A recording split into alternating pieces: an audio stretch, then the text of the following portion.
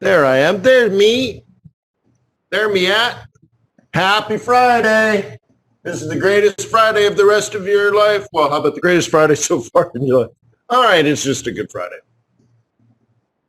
But welcome not only to FX Street, but Trade Non-Farm Payrolls Live, month 175 in a row. And if you're adding that up, that is more than 14 and a half years for this one webinar. I've told you the origin story of this webinar, how I sat down with FX Street and like, let's do something unique, something extraordinary. Let's do something incredibly educational. And at the same time, if people are with us in this Trade Non-Farm Payrolls Live webinar, then they're not with scam artists and scumbags trying to rip you guys off. So like, it's a wonderful double dip. And then here's the second part of that origin story. I was talking to my dad about it, and he's like, wow, that sounds like a really good webinar. It really is meaningful. You should keep doing it. And I said, I should do it every month? He's like, yeah, you should. It's been 14 and a half years since he gave me that advice. So thank you, Papa. Thank you. Whoop, whoop, whoop.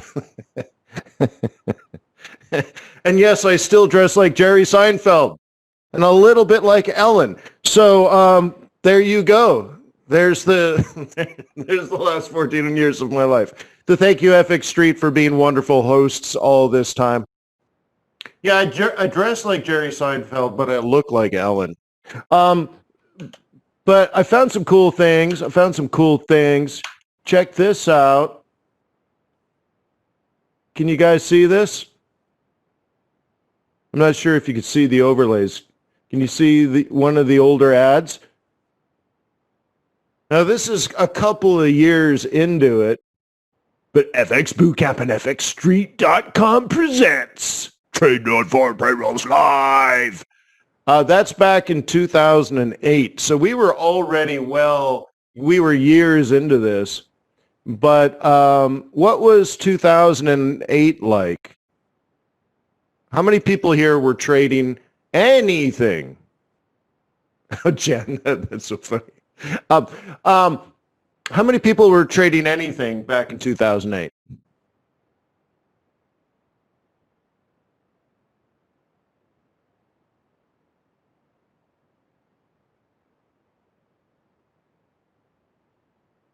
Yeah, that was the year Raymond got his tattoo. Well, I found something else while I was looking for something else. So I found this looking for something else. And then I found something else while I was looking for something else. And this is when I was on Fox Business. Check out, I don't think there's actually a date here, but look at the Dow, 7,900. You could have bought gold at $900. But oil's the same price. How about that, huh? How about that? Actually, oil technically is more expensive.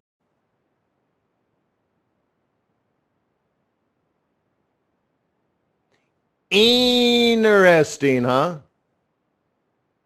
And to show you, you're like, well, Wayne, that's cool. Wayne, you're on Fox Business? Yeah, a couple of times. But check this out. I've aged a little bit.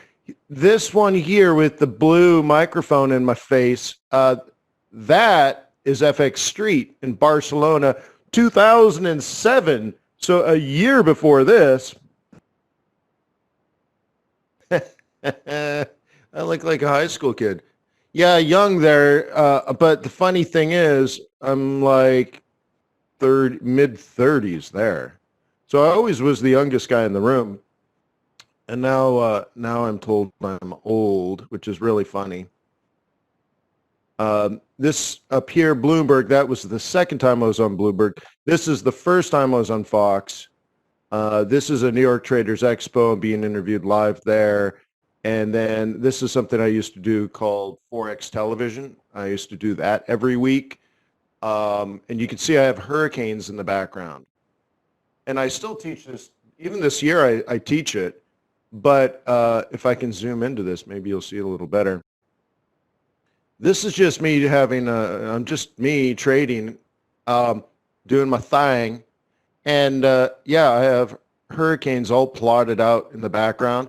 So I can tell you here, this is a miss. So I'm not buying oil that week.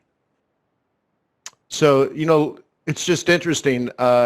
Nothing has actually changed for me. It's weird. Like, look, I'm a child. I'm a baby, right? I'm a suckling pig here, but I trade exactly the same. And I'm going to teach you how today. But I thought you might find that interesting. Yeah, I look like I'm 19. I'm 30s. I'm in my 30s there. But I hope that also brings you a level of confidence that at that point in my life, I had been trading the same for about 10 years. And another 15 years has gone by and I'm still trading the same way. So I'm either really, really stubborn, which I am, or on top of it, I might be a little bit right. I might have found something that at least works for me. Okay. So that's very cool, and I'm here to share. So my name is Wayne McDonell. I am a currency trader. My whole life bio is I grew up in Canada, moved to the United States because I'm an entrepreneur and I had to get out of rural Canada. Made it to the United States and landed in a place called Silicon Valley in 1989, the end of 1989. So the internet had not been invented yet. So there I am in the Silicon Valley, and I was one of the first 10 people at my university to have an email address. I was one of the first people to have an ISP, to have internet access. I got a little tiny ad out of, I got it, sounded like Don Lepre right there. I was just one tiny little ad. So I had some magazine in there and they were like, yeah, we're an ISP. I'm like, what the hell is an ISP? We're an internet service provider. We give you the internet. So I signed up and I got my own email and very interesting, right? So went on to the nonprofit world. A few years later, I found myself on a board of directors with George Soros in New York City as I was running this organization of over 3,000 people. Not bad for a 20-year-old.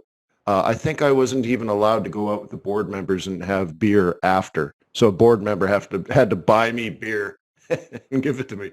And another guy was funny because he worked at the FBI. So once we were done drinking downtown, he's like, let's jump in the car and we go uptown. And I go, you can't go uptown this time of day. It's Friday. You can't go uptown. You can't drive uptown. He's like, watch me. So we get in this car and he puts the light on the roof. Woo, woo, woo. And as we drove from downtown to midtown and the streets just parted ways.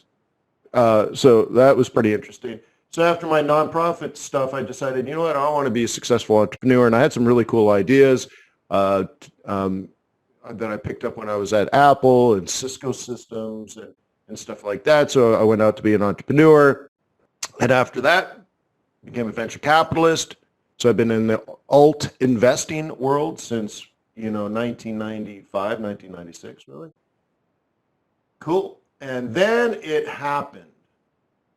I was super happy being a VC. I thought I was at the peak of my life, not just life, but my dream. I wanted to be a venture capitalist. It was cool. I did amazing things. I did over 100 investments. I was super happy. My boss sucked. It was the first time I really worked for anybody. And I hated having a boss. Oh, my gourd. Let me tell you that. But anyway, so besides that, my work was good if you can get my idiot boss out of the way. And then it happened. I was reading about a kid in Architectural Digest magazine. I used to get these sent to me. I used to have like 20-something magazine subscriptions. And someone bought an apartment in Manhattan for millions of dollars, and then and fixed it up. 3 years later, flipped it and bought an apartment in the same building, just 2 or 3 stories higher. Spent many more millions, fixed it up, flipped it, and moved up a few more. So about every 4 years, the guy would buy an apartment, spend maybe his first one was $4 million. He'd spend $1 million fixing it up. Then the next one was $8 million. And he'd spend $1.5 million fixing it up. And all of a sudden, it was great. He had one of the penthouses at the top. He would pay $27 million for it, but there wasn't even walls inside of it. So he spent another $5 million decorating it. I'm like, wow, this is really amazing. And then at the end of the article, it says this apartment is owned by Jimmy Smith. He's 27 years old and he's a paper trader in New York City. I'm like, what the frick is he? Are you telling me this guy has a $27 million apartment and he's 27 years old? I'm like, whoa, dude. Hold your horses. Stop the press. Ding, ding, ding. Ring a bell. WTF. I'm a hard worker. I know lots of really hard workers. They don't have $27 million apartments. I'm like, holy crap. Does this guy make money? What the hell is a paper trader? How old was I? I don't remember, but let me just say that's a lot of money. I didn't know what that was, but I knew people in money management that had hundreds of millions of dollars of money that they managed, and I knew they lived a good life. Like one of the people I knew, one of the money managers I knew, and I was just thinking about him the other day because I invest into vineyards right now, but he moved out of the Bay Area, bought a beautiful giant ranch out in Paseo Robles, which was nothing out there. It was just like a cheap place to have horses. And he was importing horses from around the world. Like I remember he bought a bunch of horses from New Zealand, the kind that run around on their tippy toes. I'm like, what? I'm like, dude, what are you doing? Oh, I want horses. So he built this house that looked like an old farmhand house, but of course it was gorgeous and beautiful inside. And now, of course, it's $2 million an acre because they built vineyards all over the place. He bought it before the vineyards. Now there's vineyards everywhere all around. It's another Napa, but so now he's got $100 million in land. But I remember, and I'm like, what's a paper trader? And they tried to explain it to me, and it's short-term, bond trading, basically. And in that search of trying to figure out what paper was, was it money? And I did a search, and it turned out I ran into Forex. And it was $2 trillion a day turnover. And I thought that was stupid. What do you mean 2 trillion? What do you mean 2 trillion? My friends have hundreds of millions of dollars under management, and they're living a pretty good life. And I'm a venture capitalist. I'm looking for big market moves, right? Big new trend makers. I'm a deal maker, right? I'm a rainmaker. I invest into the future. But $2 trillion?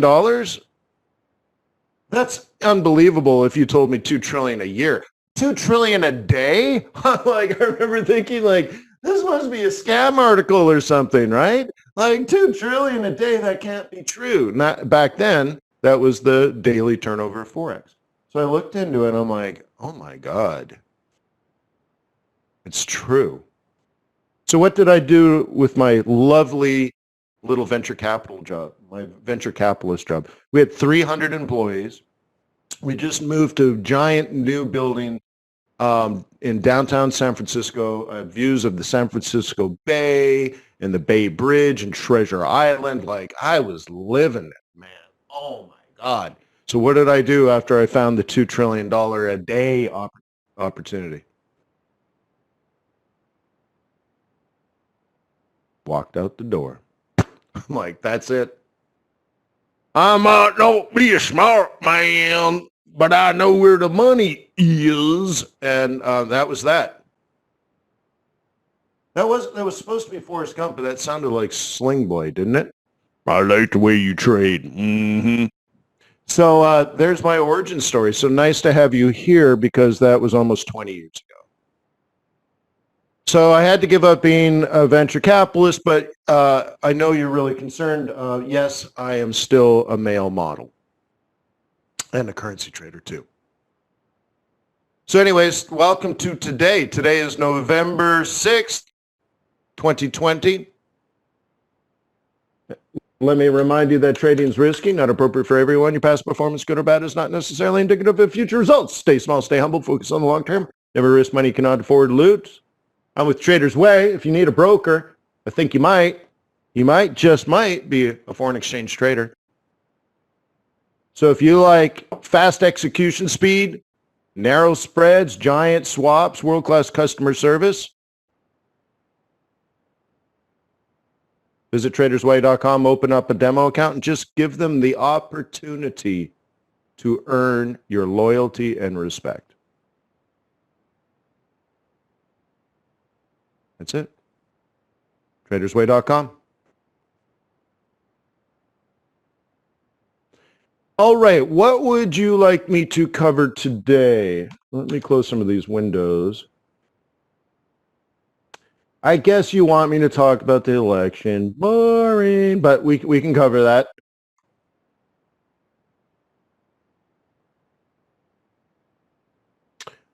Anything else besides the election? There is a new concern in town, and we're going back to who's the Senate. Yeah, Raymond, I think I tried a couple of times last night at, I think it was 136, but I'm not in it. Let me, where am I? Where am I? I had to move. We're using WebEx, and I can't show high resolution screens. And I don't know where that window, it thinks it's open.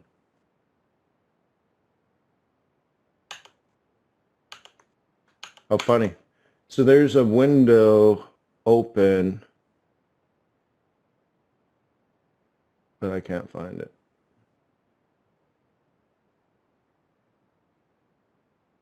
Nader says about gold spike. Well, first of all, yeah, we'll look at it. I'm not sure what you mean by spike, but we can look at it. Yeah, it's funny. Maybe if I reboot it. It's just the window's lost as I made it low resolution to do this webinar. I'm just trying to, am I still in the pound yen trade is what I'm looking at. No, I don't think so. Pound dollar, pound yen. No, I'm not. But I did try a couple of times last night, and yeah, it wasn't worthy of sticking with it.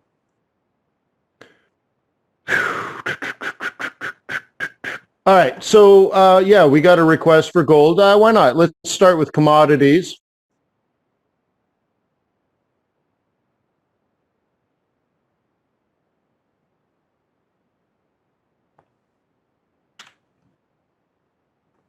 And then let me open this up.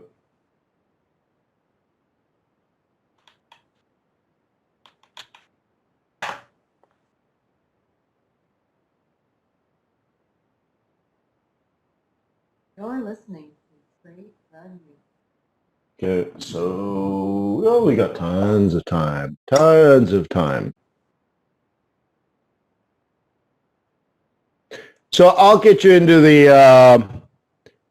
the process if you're not familiar with the process. It's the same process I've been doing for almost 15 years. This webinar is 14 and a half years old, but I've been working with FX Street for over 15 years. So it's the same process the entire 15 years.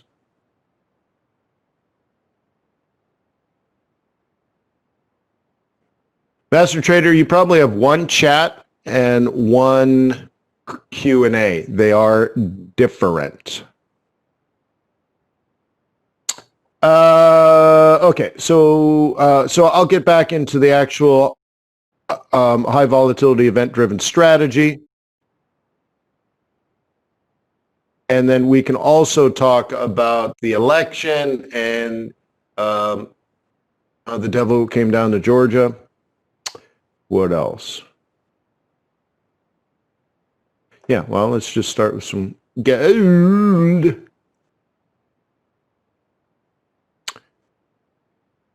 Okay.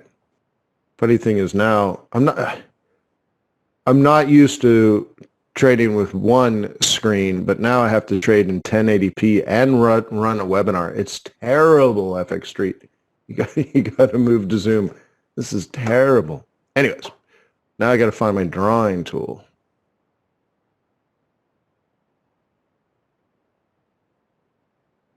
All right.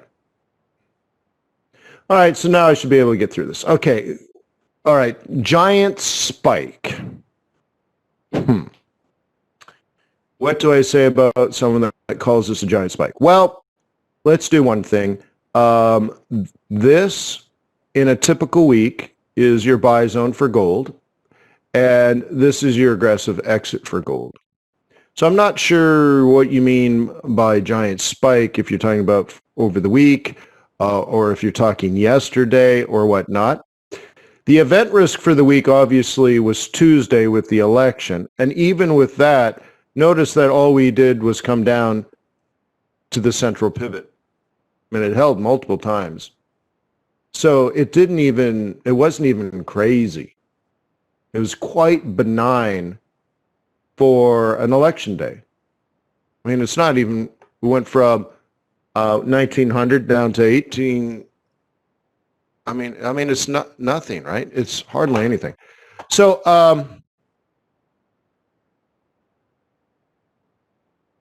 okay. So we know these pivots are being respected. This is obviously a buy zone. So it did what it, and we got volatility. That's fine. You would expect that. And then once the, and anyone in my live trading group, I mean, what we talked about that time is once the unknown is gone, the uncertainty is gone, then it's time to continue mission. And the only thing I talked about for gold for what, 6-9 months, is that gold would go up on election night. So you have to digest that too. Like 9 months ago, I told you gold would go up on election night. So anyway, so for me, this is sort of, this was a very big, important moment in time. And this was, for me, sort of more when I jumped in the market broadly.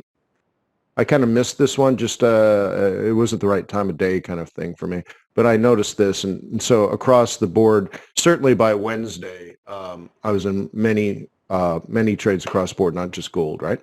So now this is sort of like, I mean, literally, I was outside on my phone, and I'm like, holy crap! And I ran to my, inside, just jumped in on my desk and started trading like a berserker. Okay, so that's how important that was. The actual normal target is here, but we know that this week also is not a normal week. We knew that. So we're superseding that, not with last week's targets, but really this month's targets and even next month's targets. So I would now have to change to the next point of view, and we might look at something like position trading bullish, because we're only bulls. And the target, so remember, you're like, what about the giant spike, right? So that's the question I'm answering, which means, now check this out. The last buy zone I showed you was here, and that was a weekly. Now on my monthly trade plan this was my buy zone. So it's a buy zone inside of a buy zone, a weekly buy zone inside of a monthly buy zone. Because remember, the actual buy zone was here, actually, wasn't it? So let me redraw that. So if you asked me 9 months ago what I wanted to do on election night, I was going to buy gold, okay? So going back with that, we know this is a monthly buy zone, and we know this is a weekly buy zone. Okay, so you can see we got monthlies and weeklies stacked. We also know to expect more volatility than usual. And another way of saying it is, why would you use weekly pivots if pivots are based on last week's range or volatility or whatever you want to call it? And we don't expect last week to be the same as this week.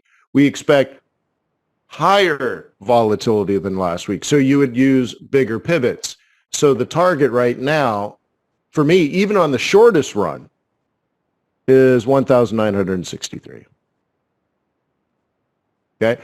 And we might hit that today, and then I think we'll fizzle out for a while, sort of a honeymoon. We'll take a break from the honeymoon. But when you put all that together, we're just riding the 20 up. We're riding the 21 up to the monthly R2. And to me, that's not even the target. But it would be like what I would expect for this week. So that's why that's why I had to put so much information into that answer. When someone says, what's with the giant spike, what it means is you don't get it. There's a lot that you're missing here. There's a lot of information that's not going into your thesis.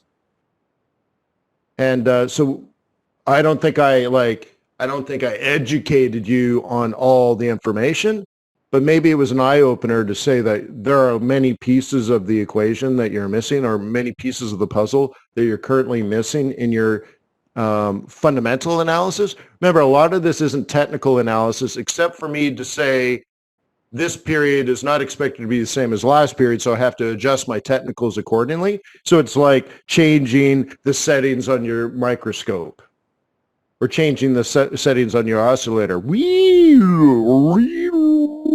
Right? You got you're adjusting your altimeter because you're starting at a different altitude than you started at, right? So whatever, you have to make some adjustments, but the way that an airplane flies is going to be the same, but you have to adjust your tools accordingly. I don't know. Okay. So I hope that was, at least, like I said, that was like a mini deep dive. Or just, right? So now you're like, okay, cool.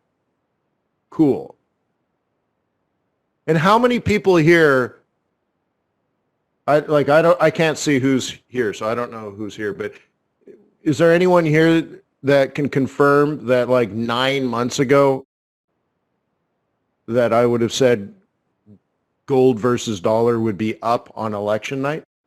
Is there anyone here that knows that to be true? Yeah. So there's 3, 4. Cool. So that's neat, right? And I do know professional money managers that don't know any of this. They're still debating what to do about the election. It's crazy, right?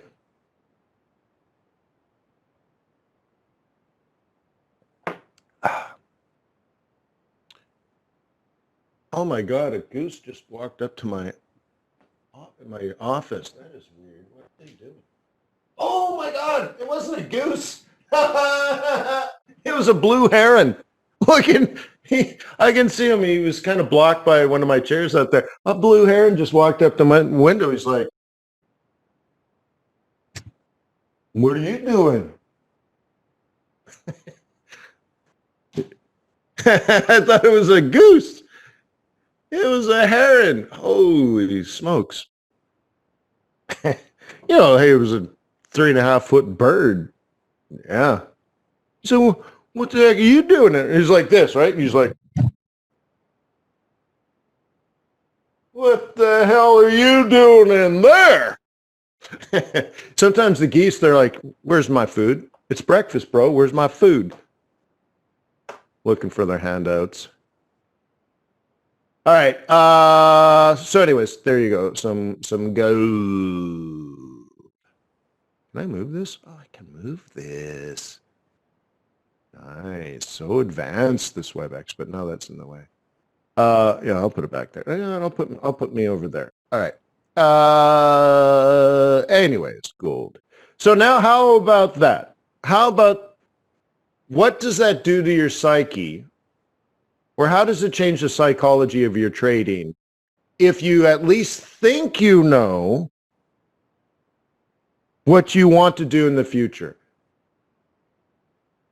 Like, what if you thought you knew what you want to do in January, even though it's November? Well, then, of course, if you back up a bit, what if you just started to do what you thought you would be doing in November? You just started it. And you know when to continue it. You know how long to continue that behavior. And then again, by the time you hit January, you're like, full stop. You don't want to do it anymore. In fact, you'll probably reverse everything you've done for the last 8 weeks. And it has nothing to do with what's on your chart. What's up, Johnny?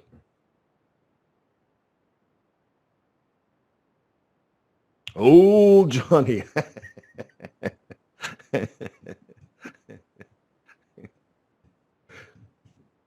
So, yeah, imagine how that changes your psyche in a very positive way.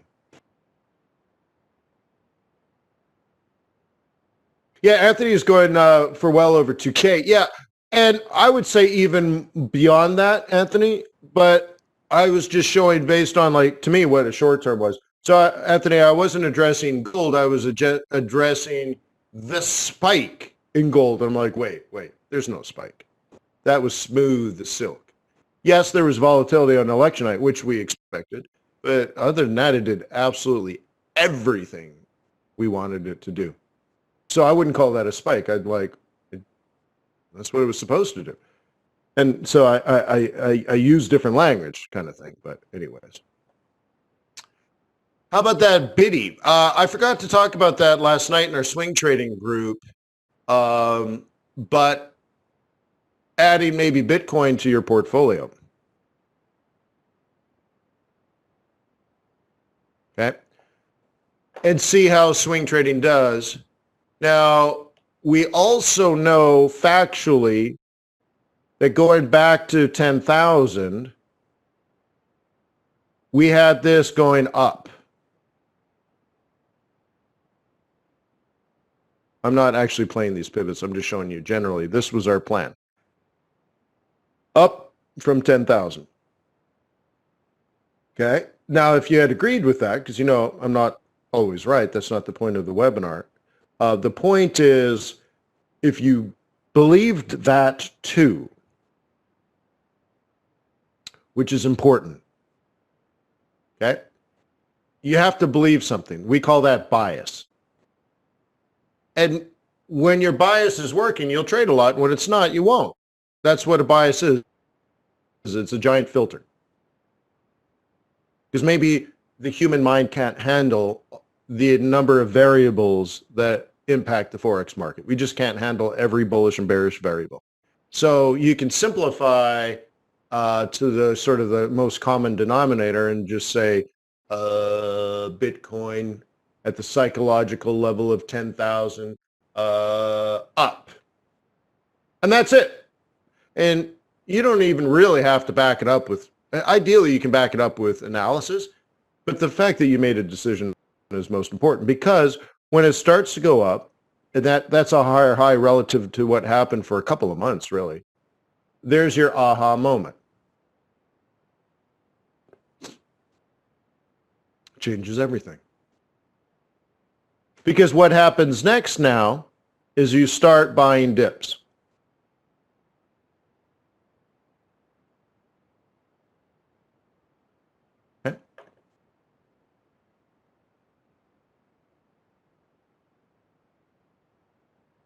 See, that's your first buy, not the high, not this new high, the new higher low. So there's pivot points going on here. This is a perfect swing trade. There's moving averages here, which I've been teaching at FX Street for well over 15 years. It's the basis of my book.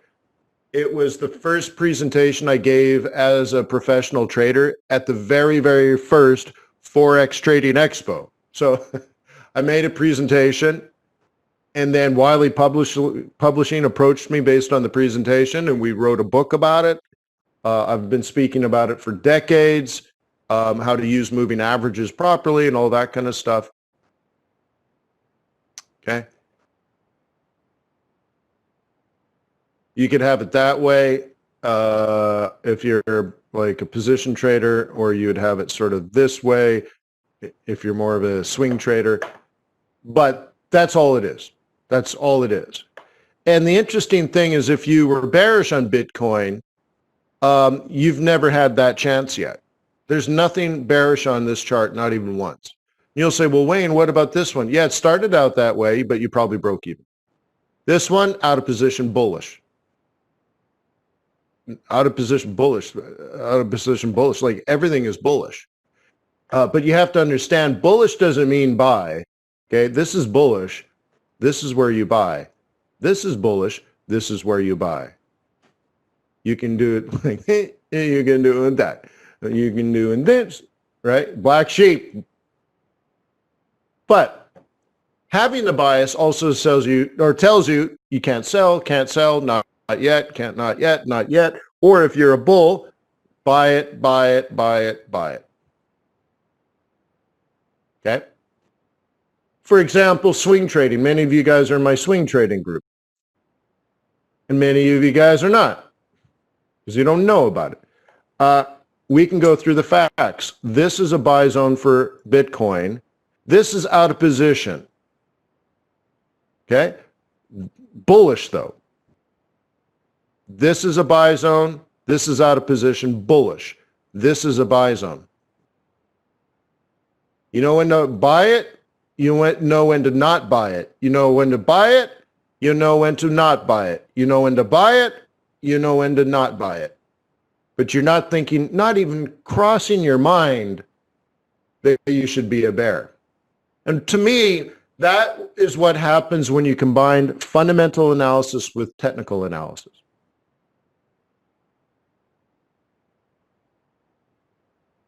Okay?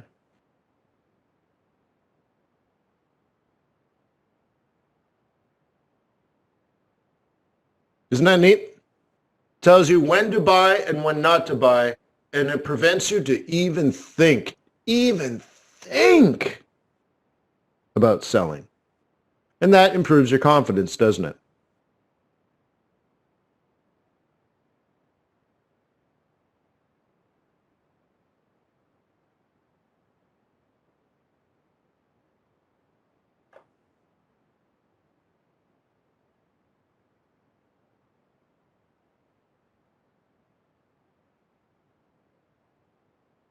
By looking at the chat, I think absolutely everybody in this room is an FX Bootcamper. Come on, FX Street.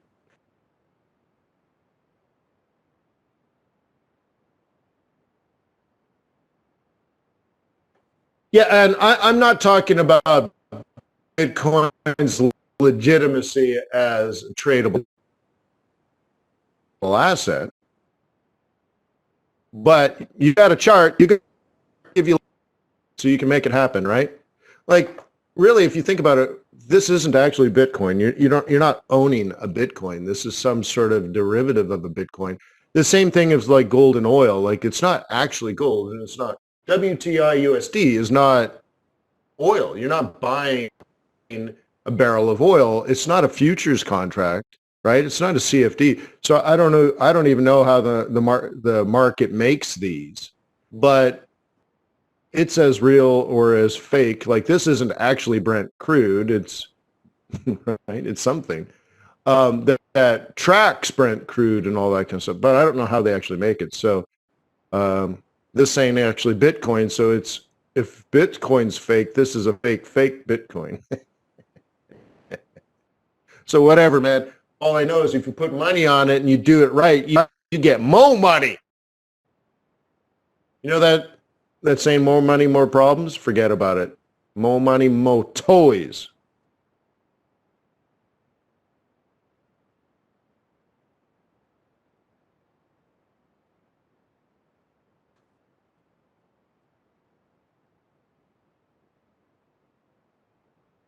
It's true though, isn't it? How many people in the room right now are not part of FX Bootcamp? I'd like to see if there, I think there's 2 or 3.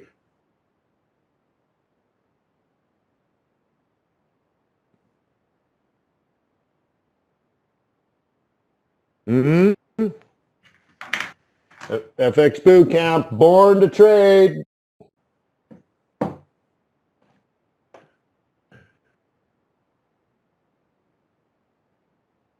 Peter's like, not yet.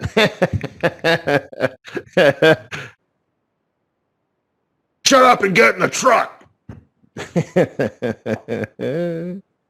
Oh, you're not in the live group, but you're still learning from me anyways. Yeah.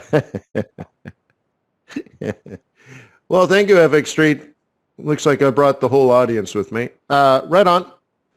Well, I love you guys, your family. All right, let's take a look at some indices and see where we stand. And of course, I can't see half of my tiny little 1080p screen because the chat floats over it. So I can move that out of the way. Aussie, a little bit weak. Euro strong. Wow. I heavily invested. Oh. Nice.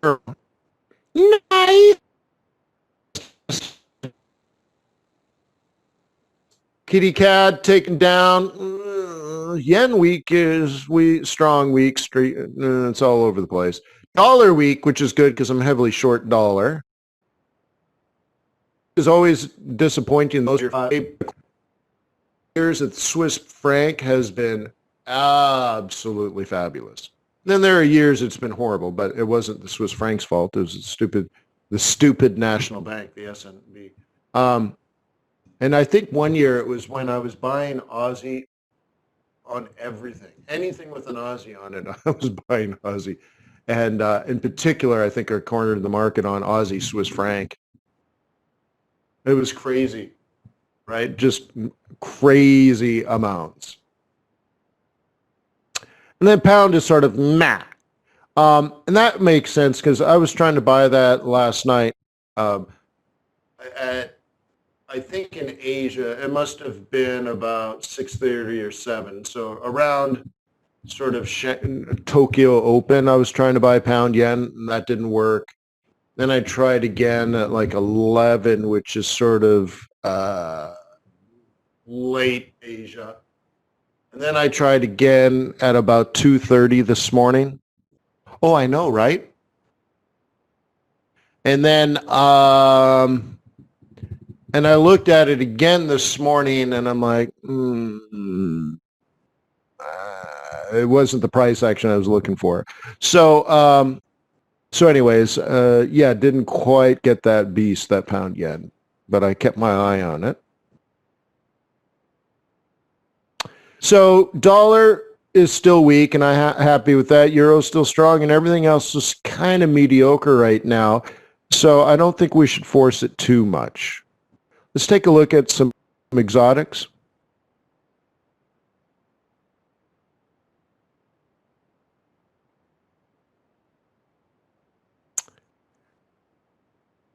We don't really care about lira anymore.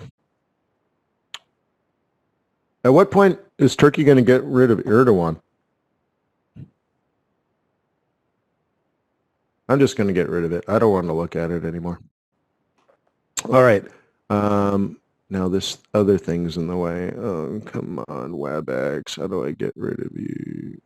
All right. I can't see. I can't. There we go. So Rand, that's good. Down, down, down, down, up, up, sell. Unfortunately, I was selling in this before the flip, but I got knocked out at break even. But I like to see that it's recovered. I was also short USD Mexican peso before the volatility. So again, I got knocked out at break even.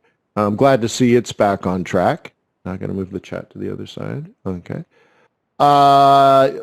Euro Rand is interesting because Euro is strong. Okay. Right? We know Euro to be strong, correct? So look at that. Holy schnicker-schnocker. And remember, you're getting paid more than 100% a year just on income alone. If you made 0 pips over 100% a year, that's a pretty good bond. You're like, hey, I'll lend you money, but you're going to have to pay me 100% interest rate per year.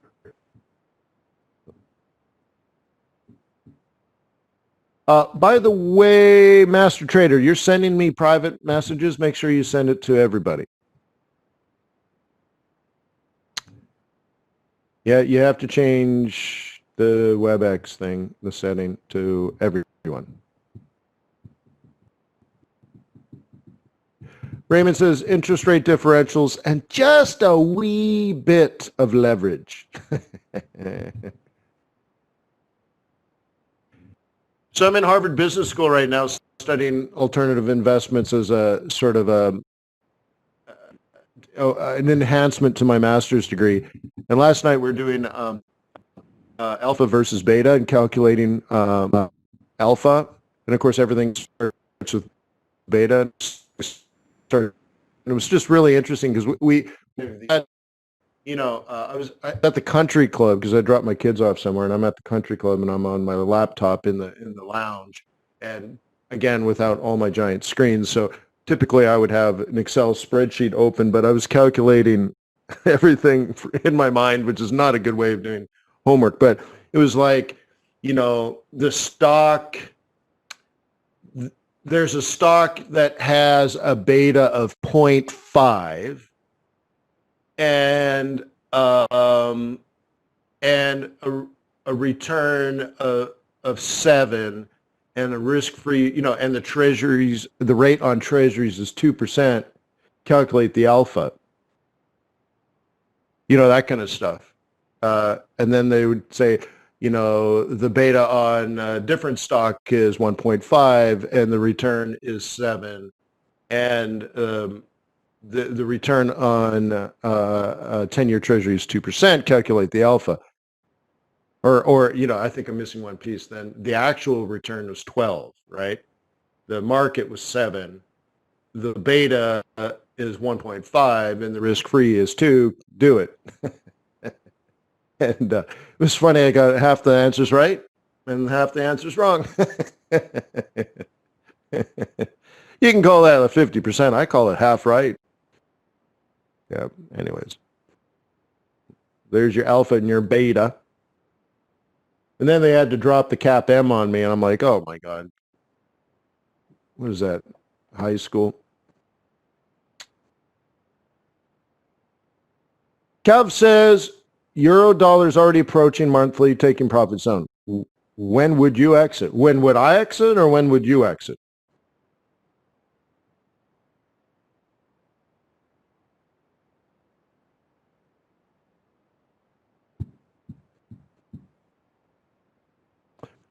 First of all, there's no price on my exit. Does anybody know when I'm going to exit euro dollar?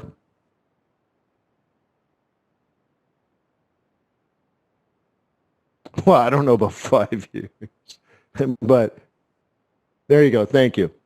3rd week of December. My target has nothing to do with price, but it does have to do with time. So when you're looking at a chart, okay, USD Mexican peso, what does the chart tell us?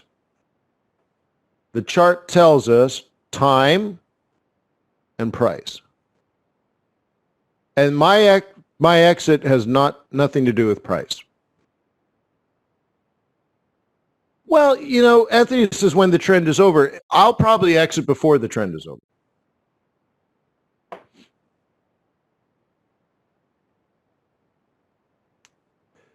But so, to trying to precisely answer the question, I don't know what price, but I know what time. Okay. Because it's a fundamental flow trade and not a technical analysis trade. Not that the technical analysis isn't important, but the flow of money is more important. It's like, what's more important, a tsunami, coming down your street, or your ability to swim? Hey, you're a great swimmer. I'd still recommend get the heck out of the way.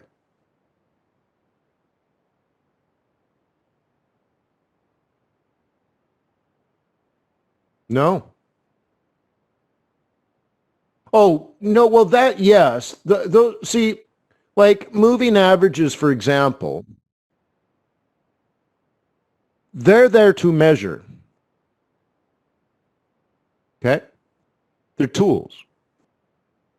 So what I'm looking at here is the velocity of the downward momentum. When we're riding the 21, the velocity is high. When we're riding the 55, the velocity is lower. Okay?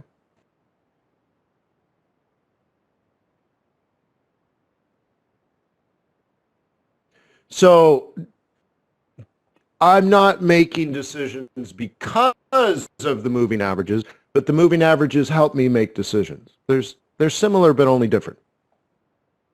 Oh, we got to get going. NFP is coming up in a few minutes. So since 90% of the people here have been working with me for over a decade, I think you know what's going on. All right.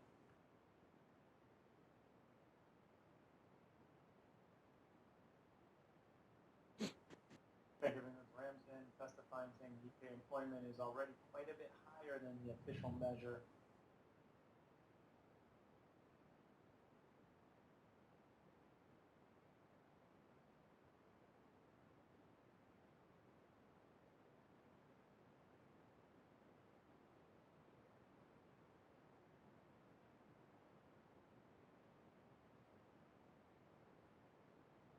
So we're looking at about 600,000, maybe 7.5 on the unemployment.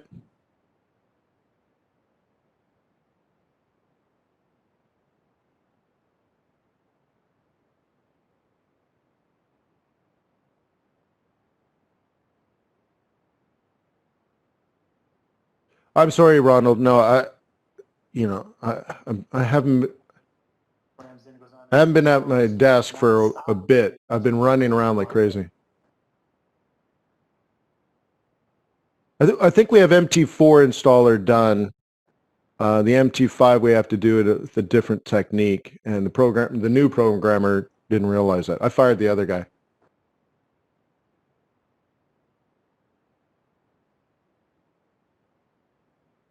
But it's coming.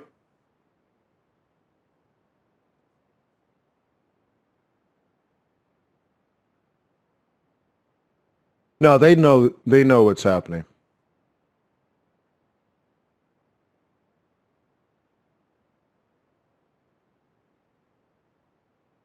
The data, unemployment for October expected 7.6%, less than 3/10 prior. Non-farm payrolls expected at 593 for October. In Canada, unemployment data at the same time for October expected at 9%.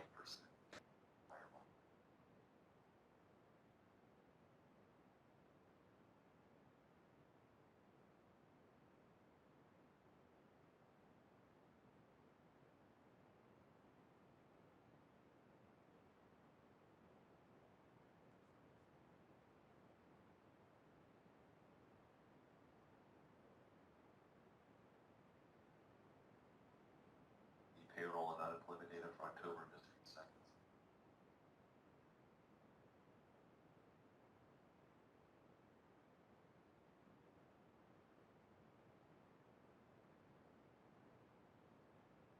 Unemployment, 6.9% more than 7.6% expected. Asian non-farm payrolls at 638. Nice. But notice that we didn't drop on the unemployment. 6.9% unemployment rate. Earnings, a little low.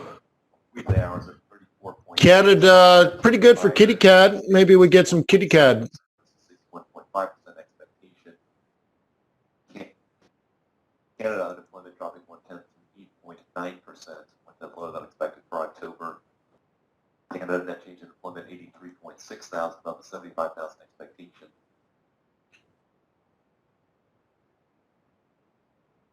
The U.S. data average hourly earnings at 0.1% month-on-month is 1/10 lower than expected.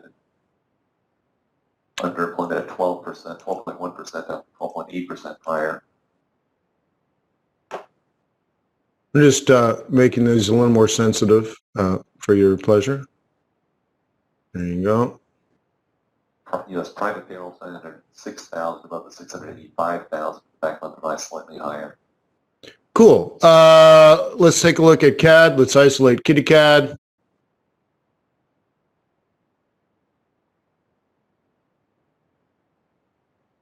Unemployment data, officials noting the unemployment rate would be 0.3 percentage points higher if workers classified correctly.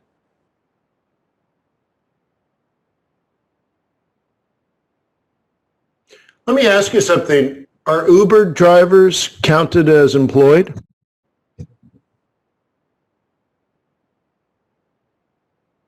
We are seeing the rate continue to see move higher in U.S. interest rates after the non-farm payrolls and the employment date topped expectations. See, there's just a flaw, isn't there? The world works differently. Pushing back towards 80 basis points. The world has moved on. Economics needs to catch up. Everyone would rather work in a gig economy, I think. If you could work whenever you wanted and have flex time, and I've said this before, and it's not sexist, it's sort of just what happens, I think, and I've seen a lot in economic studies. Women tend to have to take care of the children and the parents. And then, of course, dad's a loser and off he goes and he's not around. So mom's got to take care of the kids and the grandparents, right? And pay for everything. So she would like some flex time. You know, like if you could be home more but work when you can, it's so much better than having a 9 to 5. I mean, it's just better if you think about it. In so many ways, it's better. Work at home. Right now, unfortunately, most people don't know how to do it very well. I barely have had an office job. I worked at Cisco, worked at Apple. At Apple, I had a nice cube. At Cisco, I had 2 computers. And then the other job as a VC, I had 2 assistants, which was kind of cool. But other than that, I haven't had a job.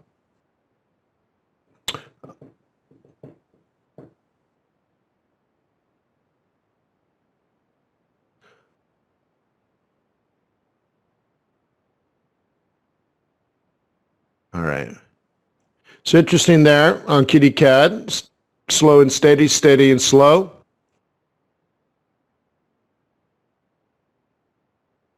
Yeah, Aussie top-ish here. It's all right. Because the reason for it is, like, let's say Aussie yen, I want to buy it at 74.5. Okay. We're at 75 now, so I'm in sort of a let it drop so I can buy it scenario. If we don't get the drop, then as a bull, it's going to be very difficult for me on Monday. Because if we open up like that, I can get my teeth kicked in. So I want the down now. Oh, come on. Okay, I want the down now so I can pick it up today, later today, or next week.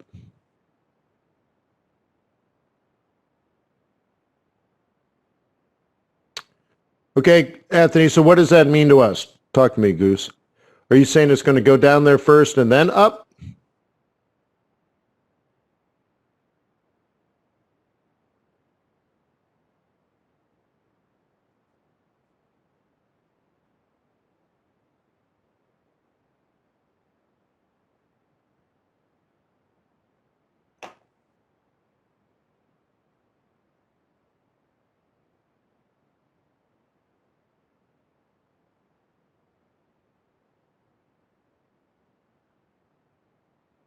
Yeah, no, but break it down. How do we make money on that is what I'm saying, Anthony. Okay, there's a bunch of options. They're going to expire today. Strike price 131.15. Great. Help me understand it. I don't trade that way. Help me understand it. Let's make some money. How do we do it? Let's do it. Are you saying it has to go up through that price? Why is this not catching up? I see. 131.15. So let me throw that down so we can observe that. 1.3115. Okay. So what does that mean? Do we have to stay above that? Do we have to drop below it?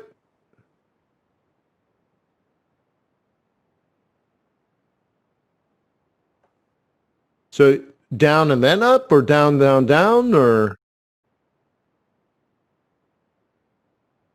Again, I'm not challenging. I want to know. How do we use this information?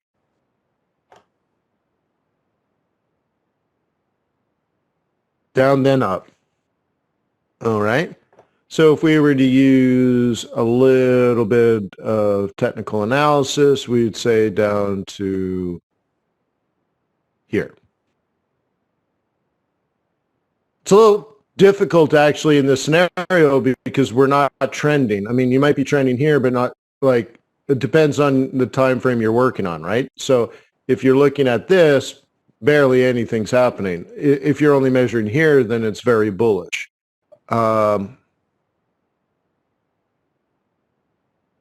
Right? Y'all. So we could look at it from a day trading point of view. So I go day trading bullish. By the way, I reinstalled everything using the new MetaTrader's installer for MT4, and it installed this. Now remember, if you work with me every day, I've changed this template to include the price action pivot points. So when I installed it, well, now it's removed it, right? So it just shows you when you run the installer, this is what you get, which is really nice. Insert, indicators, custom, but it did install the price action pivot points. We'll leave it at 55. So on this time frame, we're playing it this way. So these are daily pivots with sort of like weekly price action. Okay. If that's too far out, the cool thing about any indicator is you can adjust it to tell you what you want, which is great because most people think indicators are telling them what to do. Indicators don't think. They only tell you what you want to know. What is it you want to know? And you're like, well, I only want to know what's happening the last few days.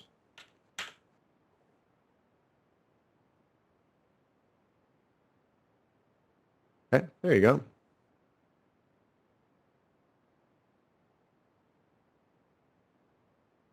Now, if you're day trading inside of that, that's sort of like, okay, what's happened so far earlier this week? Where are we going now? Where are we going in the future? This is calculating a positive slope, so your M is positive. But now you'd probably want to actually trade it on a smaller time frame, like a 15-minute chart, right? And this is where you probably want more like a 21 or a 34 or a 55. Okay. So over, let's say, the last 24 hours, oops, okay. Over the course of 24 hours, what does price action tell us about market conditions? That's what I just asked it. Over 24 hours, what are we? And it's got to calculate now. You'll see it'll say not responding. There we go, not responding.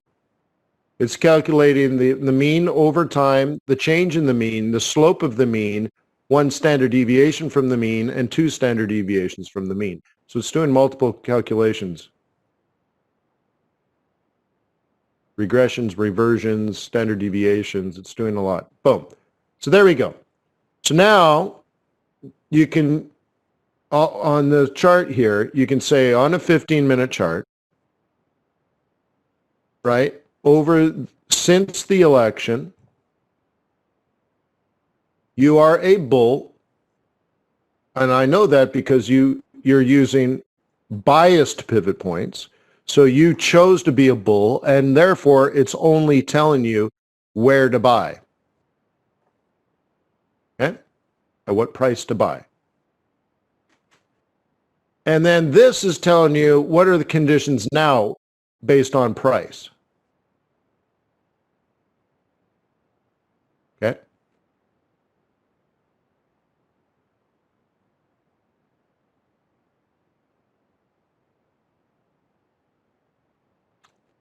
So if you were trying to get long pound dollar for Monday, you would be doing it right now. That's what it's telling you.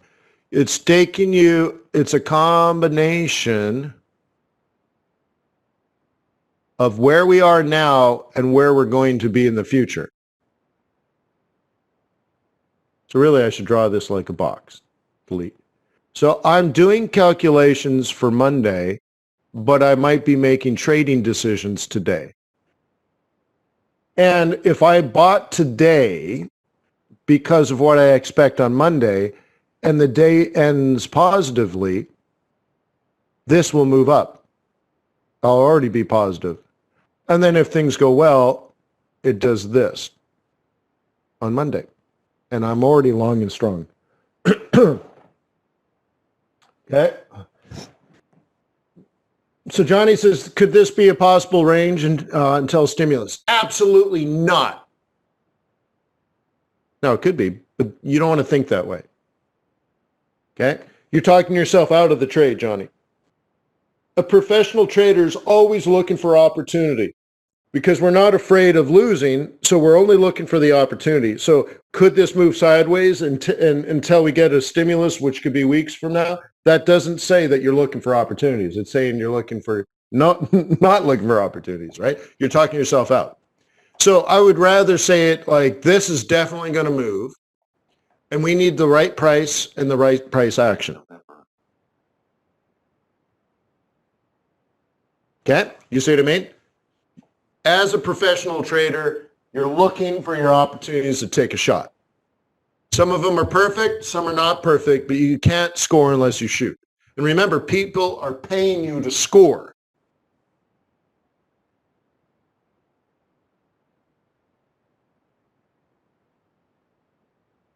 Okay? I don't feel good about this one, Sarge. You got to be there.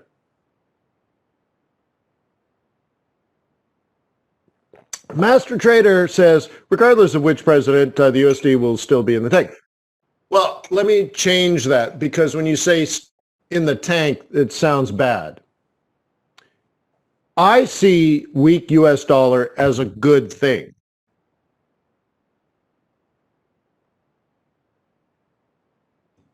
Actually, Master Trader, I was in the Navy.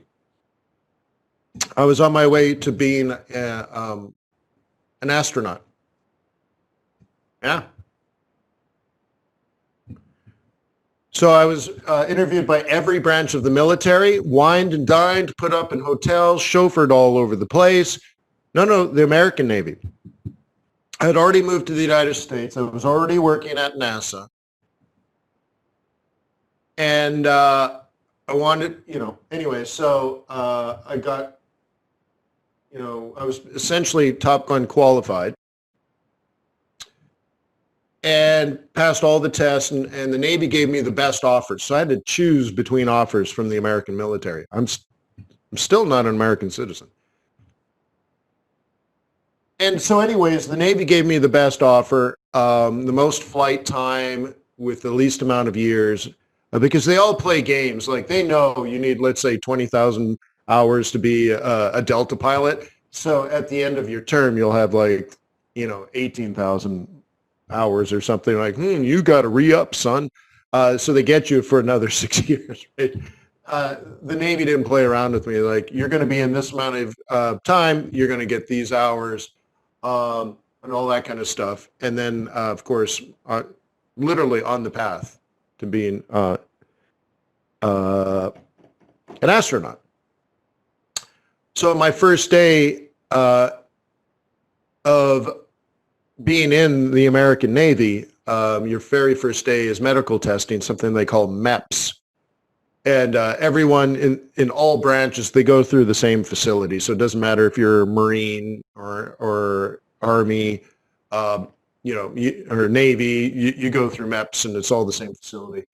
And you strip down to your underwear, they give you a chart, and you follow the green line. You go in one room, they're like, what do you see here? And they're checking to see if you're colorblind. Then, go into this booth, put these headphones on, what do you hear? And they're checking your ears, right? And they do ask you to go behind the screen and drop your drawers, right? So I passed all those. But when I peed in the cup, they're like, oh, snap. And they wrote on my clipboard, and then they said, red line. So I get on the red line. I'm like, is red line good? And it leads you to a counselor. And they're like, son, you have diabetic tendencies. And I'm like, does that mean I'm not going to get to fly? And he's like, son, I wouldn't give you a rifle, yet alone a $240 million airplane. And they gave me a subway token and said, get the hell out. By the way, your clothes are in the back alley. And that was that. No more chauffeuring, no more wining and dining. Find your way out. Here's a subway token. I'm like, dude, I'm in Oakland. I'm in Oakland. Like, I don't want to go out to the subway. It's like the fight scene from Matrix down there, man. I don't want to go out there. Dude, man, Oakland in the 90s. So one day I was doing testing. They were doing psychological testing. They were doing flight testing, all this kind of stuff. Same sort of facility. And so they put me up at a hotel in Oakland at night, all military sponsored. Holy crap. It was like a full-on war zone. Like, I'm not talking, I got like AK-47s, bop, bop, bop, bop, bop. Ah! There's like people screaming outside my hotel room. But like, holy crap. Oakland, like Oaktown Power, charged by the hour. Holy smokes, that was crazy. Just crazy. And a friend of mine, he was an EMT, emergency medical technician, and working his way up to being a paramedic. And I think maybe he had just become a paramedic. That's right. I think he was just became a paramedic. So they're like, okay, well, you work Oakland weekends at night. And he's like, that sounds dangerous. He's like, this is where everybody starts. Everybody gets Oakland at night on weekends. And guess what? Do you know how you get promoted to a better schedule? You get promoted after you get shot. No joke. That's what they said to him. And he was lucky. On his very first night, there's a car accident. Right? And he back then they're wearing bulletproof vests. This is how tough Oakland was, right? Bulletproof vest, fluorescent orange, EMT, but it's got a badge on it. I don't know why they put the badges. So he's got a shiny badge, right? He's got bulletproof vest on for a car accident. And it says EMT, right? And so the ambulance stops. There's a mess outside, right? Big car accident. And he kicks open the back door of the ambulance and he grabs his two heavy cases of medical equipment, right? And he's running over to the car to save people's lives. And some dude, check this out, he's in his apartment and he's watching it. He's watching the car accident and the ambulance pulls up and he's like, I'm going to shoot this fool. So he takes a handgun and shoots him from his window. The EMT, the paramedic showing up to help the people in the car accident. Boom! His feet go up into the air. right? Shot straight in the chest. And he's laying on his back. Medical equipment's all over the place. And they're like, on your first night, they're like, yeah, you're so lucky, you son of a bitch. Yeah. And they shot him. They just shot him. Some dude shot the paramedic for no reason at all. Oaktown Power, charge you by the hour. About 95% of the vote has now been tallied so far. Pennsylvania. Amazing. So anyways, I 4%. peed in the cup wrong. Apparently I'm diabetic. Session highs here in the free market above 3,500 again as news starts to circulate. The former Vice President Biden has taken the lead in Pennsylvania. Crazy. So now he's got, what, Georgia and Pennsylvania? It's doomed. Doomed. They need to fix the system, though. It's BS to say, this person's leading in 5 states by huge margins. And then 3 days later, like, no, sorry, you lose. That would be pretty disappointing for Trump. You're like, dude, I was winning by 4 points. What are you talking about? I was up 600,000 votes and I lost? What are you talking about? It does smell stinky, but I get it because they count at different times, but it doesn't seem good, the process anyways, right? Yeah, he's up, but I've been trading the Trump loss now for 2.5 days. All right, so I said we would talk about the election, so let's talk about the election now. What I've been trading the last 2 or 3 days has to do with certainty. Or to say it differently, or more correctly, the lack of uncertainty. Okay? Now, uncertainty is creeping back in. And this might be an issue for us, at least on the shorter run. And what the uncertainty has to do with the control of the Senate. See, it looked like a couple of days ago that the Democrats didn't take over the Senate. Therefore, even if Sleepy Joe wanted to turn himself into Radical Joe, right? Let's make Puerto Rico a state. Let's get rid of oil and everyone moves to solar panels, right? Let's go straight on full bore socialism, whatever his agenda would be, if he had the total control. Well, that can't happen if the Republicans control the Senate. And it's actually a pretty good check and balance in any case, whether you like all of that or not. Okay, so I don't care about who wins the presidency. In fact, I haven't cared for about 2.5 days. So I don't care about the vote counting stuff. That's amateur hour. That's not what's impacting the market. That's what people talk about on TV and you're talking with your buddies and stuff. But as an economist and as a market trader, as a currency trader, I don't give a damn. It doesn't matter to me.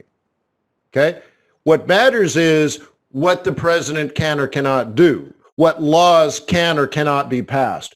What if Joe Biden had the presidency and the Senate and the Congress, right, then they can push through lots of new stuff, but we don't know what that stuff is. And that's the uncertainty.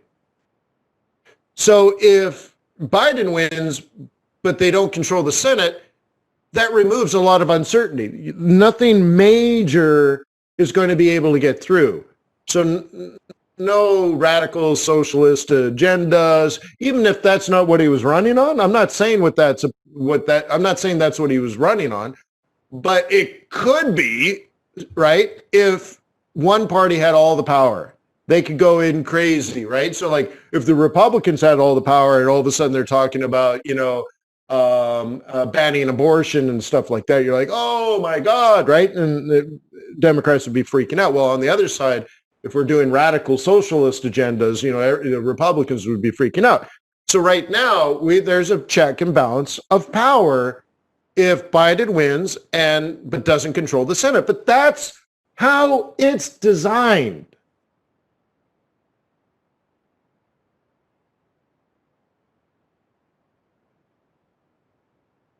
Okay? So cool. So as an economist, okay, I'm a licensed economist. I have a macroeconomics degree from Harvard, taught by active economists at the Fed. Like I'm econ up the yin yang. And all I care about is the control of power, the balance of power. And so once I figured out the balance of power, which was a couple of days ago, it wasn't election night, but it was early the next morning. Of course, by the way, that day I did like an 8-hour webinar that night for my members, compliments of the firm. So we were up quite late. And then by the time morning, I kind of realized, and boom, boom, boom, boom, boom, boom, boom. Trade. So here's the issue now. It might not be so clear cut. Okay? Okay. Thank you, Jean-Guy. Yeah, if you throw in my morning webinar, that was almost 10 hours of talking. It's funny too, because my wife's like, you don't talk enough. We need to talk more. It's usually my response. I don't want to talk. I don't want to talk.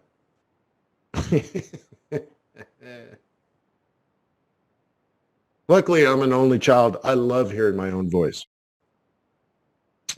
So anyways, the balance of power may not be so clear. And one of the big question marks is Georgia, right? Georgia's got a funky law, and it's kind of stupid.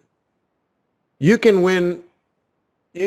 like clearly win a race, but if you don't have more than 50%, like let's say, like, I don't know, you could clearly win but not have 50%. Like even most of the states that Biden and Trump are going up, they often don't have 50%, but they win. So in Georgia, to win, you have to have more votes than all the other people. But you also have to have a clear majority. So it's stupid here. So now, every time there's an election, they're like, okay, someone has clearly won, but we can't count it. Now there has to be a runoff election. We have to do another election. And people are sick of it. By then, they're like, I don't even care. Like, nobody votes in the second one. So it sucks. But it looks like Georgia, I don't know if they've called it. They probably have called it, right? But it's gone Democrat. And so now if these runoffs, so by the way, for the last 20 years, Georgia's clearly been Republican, except each time a little less Republican. I think Georgia might have gone for Clinton because he was from Arkansas, right? Not Texas, Arkansas. So Clinton might have been here, and then the time before that would have been Carter. So generally, I think Georgia's considered Republican. So, but it looks like this time they went for Biden, and if that is the case, maybe these runoffs go to Democrat. Both of them. And Georgia, I think, is the only state where both senators are up, right? There's going to be two. So what if they both go Dem? What if they both go Democrat?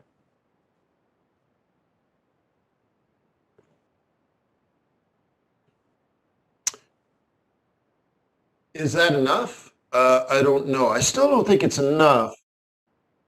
But it's still, even if it's not enough, maybe they can convince someone to vote or whatever. Or is two enough, Jan? So then if we go that way, then, schnicker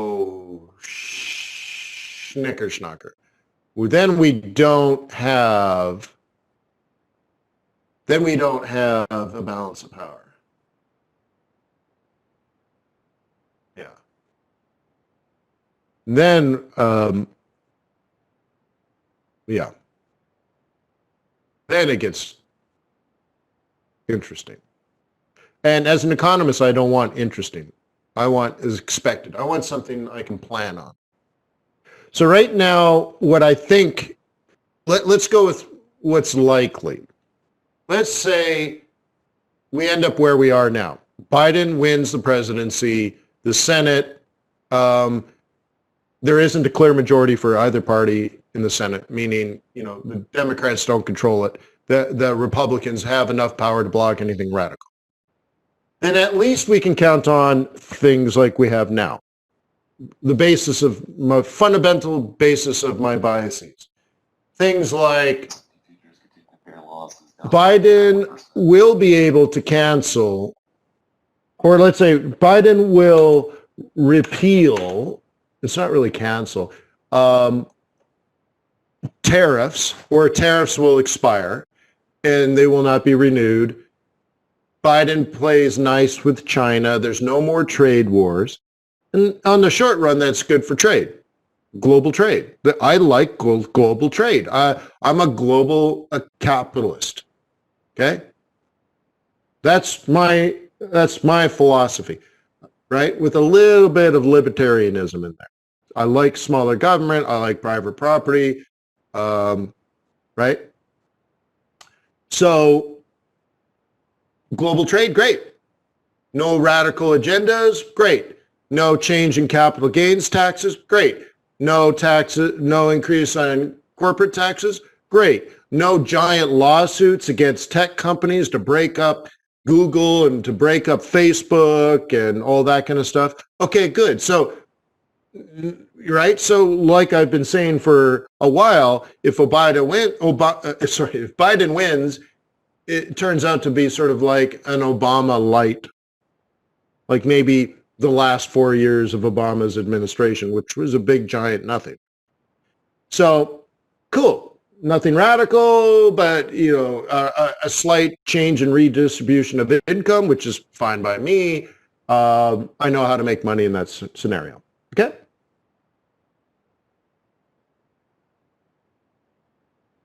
Okay.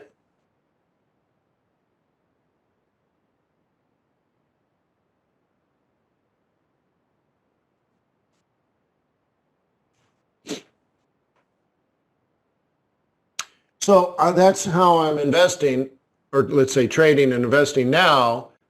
The question mark is, what if the devil does go down to Georgia? Oh, no. So I'll have to, since I'm in Georgia, I'm going to have to look a little bit more at the Senate race. Right. So I don't know. So again, Georgia has a strange law where there can be a clear winner, but you have to have a clear majority on top of that. Not just a majority of the votes. Okay. So, so what they do is basically if there's 3 candidates, they get out the loser candidate. Now you have to, right? So I don't know who got the most votes. So I'll have to look at that, and I don't know if those were Republicans or if they were Democrats. If Trump wins, nothing changes too. Well, if Trump wins, there's less uncertainty because we already know what to expect from him. So, for example, we know who's in the cabinet. We know the types of policies. We know how he's probably going to deal with China and global trade and all that kind of stuff. Like, you might not like it, but we know how to make money under that administration. If Biden wins, we don't know who's going to run the cabinet, who's going to be in his cabinet. So that's what happens during the lame duck session.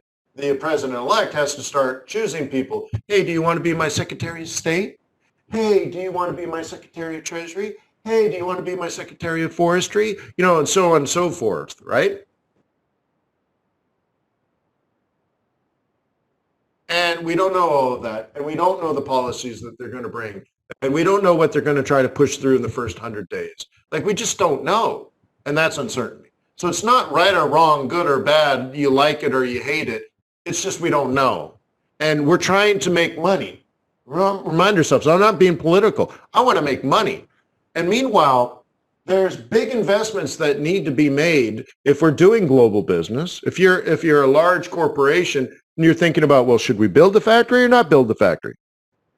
See, if we're going into a trade war, we don't want to build the factory because we'd be expanding capacity when we're actually contracting in demand. So we wouldn't want to do that. So they're like, well, so who's going to win? What's the global policy going to be the next 4 years? So they'll wait. But once we know, then boom, now that money can be deployed. Remember, money is worthless. Cash is trash, right? So we have all this money waiting to be deployed to turn from cash to turn into a factory. Or turn your cash into a boatload of toys or a hopper cars full of coal and iron ore, right? Because you want to make some steel, because you want to make some buildings or make some cars or whatever, right? So like we want to know, when can we have the green light to pull the trigger on these big investments? That's all I care about. I care about the flow of capital and what direction it's going. And of course, as general economists too, it's not just capital, but the labor, because labor, remember, when you spend something, okay, your spending is someone else's income. So we need someone to spend money, right? So if someone buys iron ore and coal to make,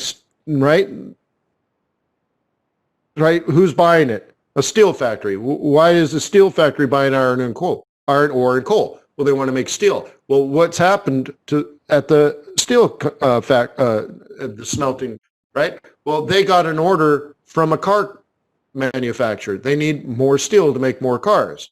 So what's happened there? Well, they are getting orders or expecting orders from their dealers, because over the last 6 months, there's been a drawdown in inventory, or what they call a turnover in inventory. So now the dealers are ordering the new cars because they expect, right? Because why? The economy is improved, or COVID is, right? The COVID situation is improved, and they're expecting an increase in demand in the future. So right? But meanwhile, the coal miners and iron ore miners get paid because people are ordering the raw material. And then the steel workers are getting paid because someone's buying their intermediate goods. And the car factory workers are getting paid because the dealerships are ordering new inventory.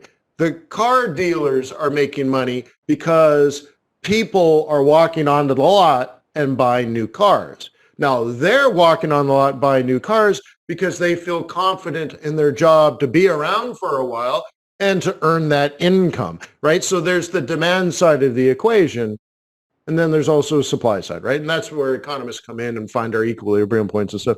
So for all that, we need some sort of certainty. So if you have a decent job and you're making decent money, but you're not so sure you're going to have a job in 3 or 4 months, you don't walk on the lot and buy a new car. So there's a psychological aspect, right? There's a behavioral finance aspect to the economics. And I think that's where we need to go as currency traders, is to understand the behavioral finance and the decision-making process of the humans, and then track spending to income. And for that to happen, someone has to have a level of confidence. So it has to be confidence that leads to spending, that spending leads to someone else's income, which then would lead to spending to income, spending to income, spending to income. And it's a virtuous cycle.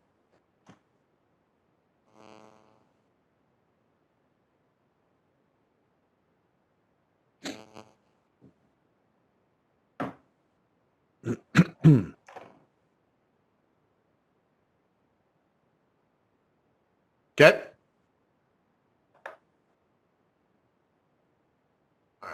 So, yeah. So I just want to know the answer, right?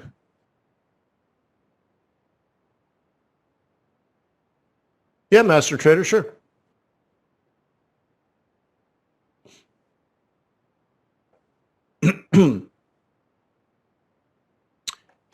You are not alone. So let's see.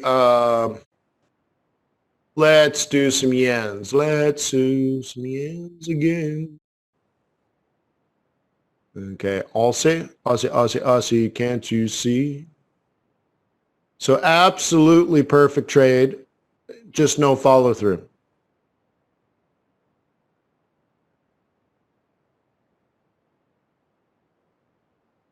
Okay, absolutely perfect price, no follow through.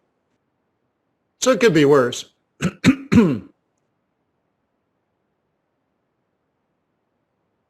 So we knew, what is it, 73.22. So we knew last week 73.22 would be our buy zone for this week, but no major follow through. Or sorry, this month, I should say. So the target this month is basically, well, is 77.77. How lucky is that, huh?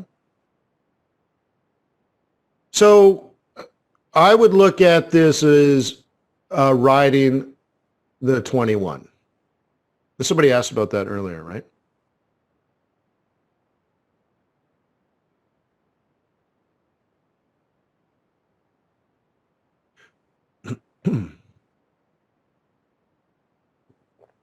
So I won't spend much time on the Aussie, on the yens and the dollar, because I think most people here did all of this with me yesterday as we planned out next week. So I would say more than half the people in this room spent a couple hours with me yesterday planning next week. Yeah, yesterday. So we'll just kind of follow it through. Like, yeah, it looks like we're going to have to kick off the 21, take it north, target 77.77. Thank you, Ozzy.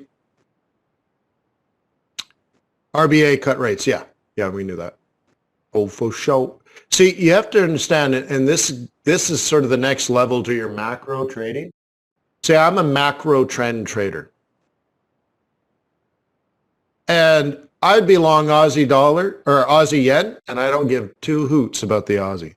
I know Australia cut interest rates. I know, right? Yeah. Because I'm not trading the Aussie directly, even though, well, actually I am. I'm buying it directly. But I'm trading global macroeconomic flow. It's the flow of money, not an appreciation of the asset. You see what I mean? Yeah, sorry, Adam. I apologize. And I forgot to talk about it yesterday. I need to move our Thursday meetings. And because, again, as soon as the meeting was over yesterday, I clicked end meeting and I ran out the door, and I was gone for hours and hours and hours, right? Taking care of family business. And so it's very, very difficult. So I need to move, and I wanted to talk with the group. And of course, I ran out of time. I mean, it could be new. And that might be even better for our South African brothers and sisters too, and our European brothers and sisters. Something like that.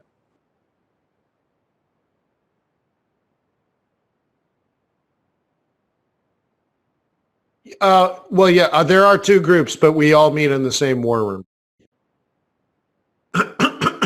We have two GRAP, right?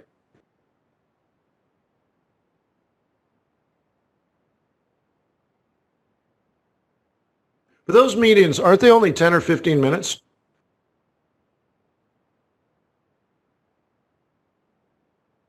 Aren't those short meetings?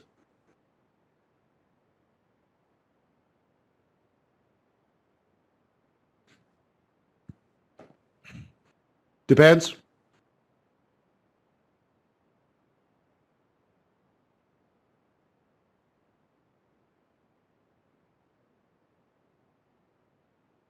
Oh, why would it change?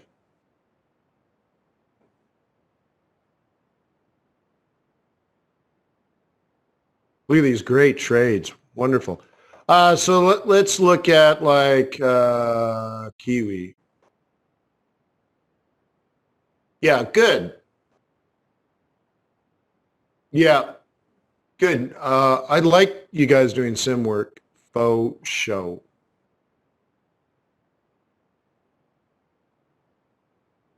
Cool. So here's the plan for the month of November. Isn't it nice now that you guys are planning things for weeks in advance? Yeah, maybe, Jim. I just don't want you guys to be burned out. But because that forces me out in 90 minutes, and that's usually minimum I can do.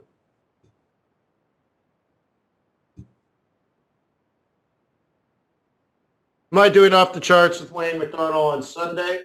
Well, let's get that to the group. Hang on. All right. For those that are not sort of in the Wayne McDonell universe, would you please consider subscribing to my YouTube channel? I only need like 150, 160 more subscribers, and that unlocks some features so that we can do some creative things. So someone asked about, am I doing off the charts on Sunday? And it's something I've been doing for several months now, but it's a newer thing. And this is what it is. Looking around when new club members, and this one fellow got up and was talking about options. And then, of course, when you're doing well, you add more, build up. Okay? Your clients are going to want more volatility. Here it's stability, income or cash flow. So I want you to think about that. That's what your pitch is going to have to be 5 years from now, which means the next 5 years you need to be generating a track record that can prove that. And you'll have the story to go along with it. Like, I love Warren Buffett, I love this book, right? And you'll think go through FX Bootcamp, and there's the initiation fee is waived, Master Trader. So they say stability, income or cash flow. So this is where we get together on Sundays, guys. Or swap, or you collect yield, right? And then liquidity. So the problem with owning an apartment building is, first of all, you have to refinance it every 5 years, and that market changes it every 5 years. So what we do is we talk about investing in all kinds of markets, not just FX, but we talk about everything about the business of investing and trading, but not technical analysis and charts. Off the charts with Wayne McDonell. We do it on Sunday. No one wants to buy it, right? Real estate sells when prices are going up. So anyways, it's nice to say, okay, you're out.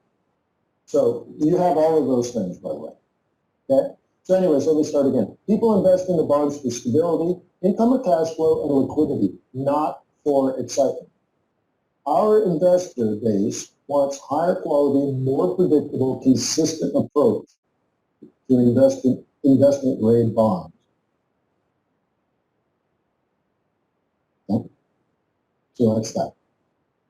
I move over here now at the end. They say, what do you like about international debt?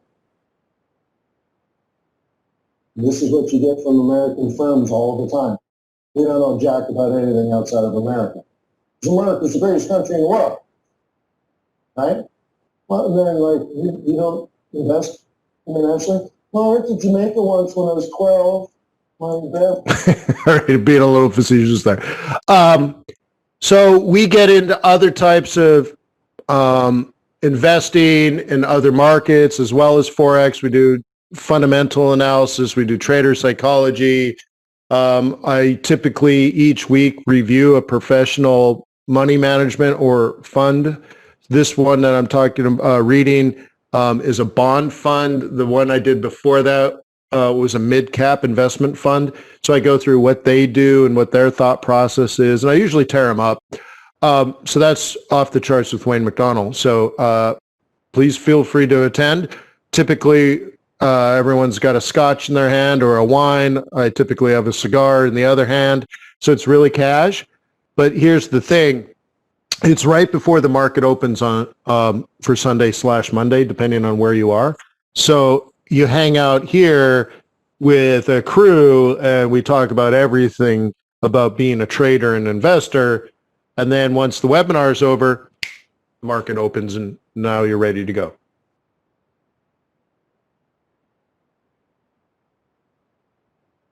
Okay. Oh, well, I guess beer. So you're welcome to come along.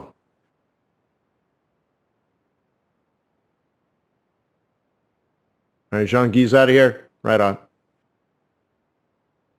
See you, Jean-Guy. All right, so yeah, please come visit. Maybe I'll see you on Sunday. If you're a subscriber, you'll get an alert.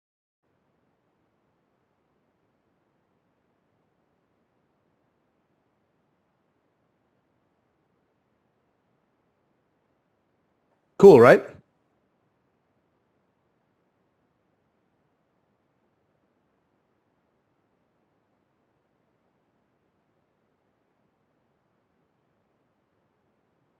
Yeah, guys, for those that are new to WebEx, you have to type in the chat, not the Q&A.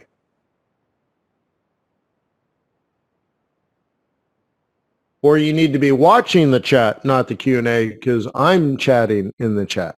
I'm posting links in the chat. Yeah. Some brilliant person inventing WebEx decided we need to separate the two. Like, huh. All right, stock market's going to be opening pretty soon.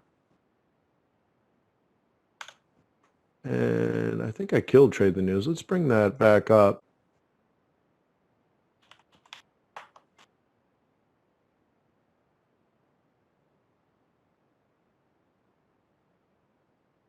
You're listening. Let's take a look here.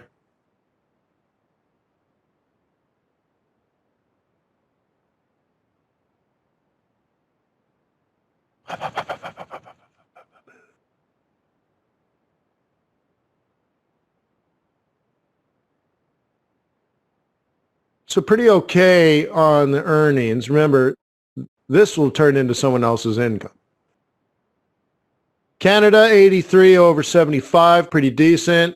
Still got basically a 9% unemployment rate. But there was a drop below 9, but still, that's pretty high for Kenyatta.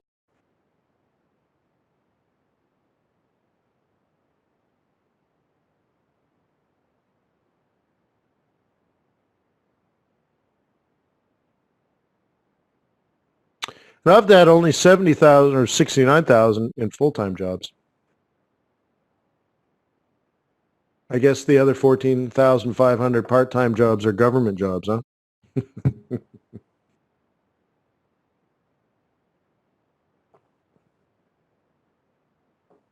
There's a joke about, there's lots of jokes about the Canadian government. One of them is a guy wakes up in the morning and he's walking his dog so his dog could do his morning business. And a city truck shows up and two guys jump out. First guy digs a hole. Then he stops. But while he's digging, the other guy just watches him doing nothing, sipping coffee. So once the hole is dug, he climbs out of the hole, stands by the truck, and they both drink coffee. And they wait about a half an hour. And then the other guy, he grabs a shovel and he fills the hole full of dirt. And this happens throughout the day. So finally, at the end of the day, the guy walks over and he's like, "What are you guys doing? I see you dig a hole, then you wait like a half an hour, and the other guy fills the hole. And then you dig another hole, you wait a half an hour, and then the other guy fills the hole. And then you've been doing this all day. Like, what are you guys doing?" And they said, "Oh, well, the guy that plants the trees is sick today." Welcome to Kenyatta! Yeah.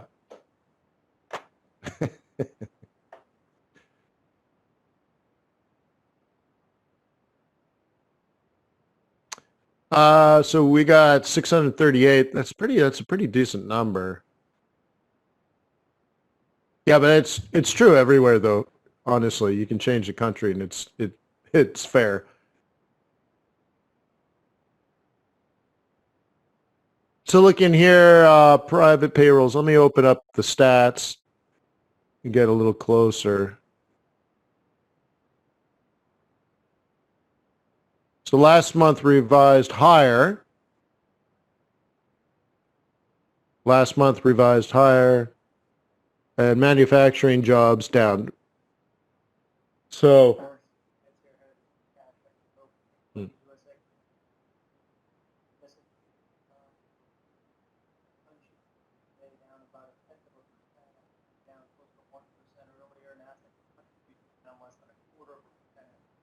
by the way, so NBC is declared Joe Biden the winner.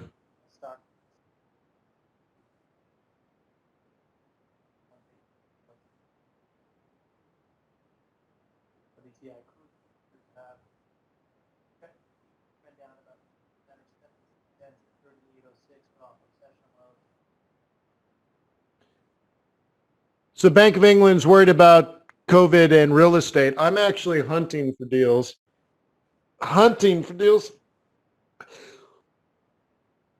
Remember, when there's blood in the streets, there's not a lot of deals, but there are some deals. And usually the deal isn't the normal deal, like when you're talking about like real estate.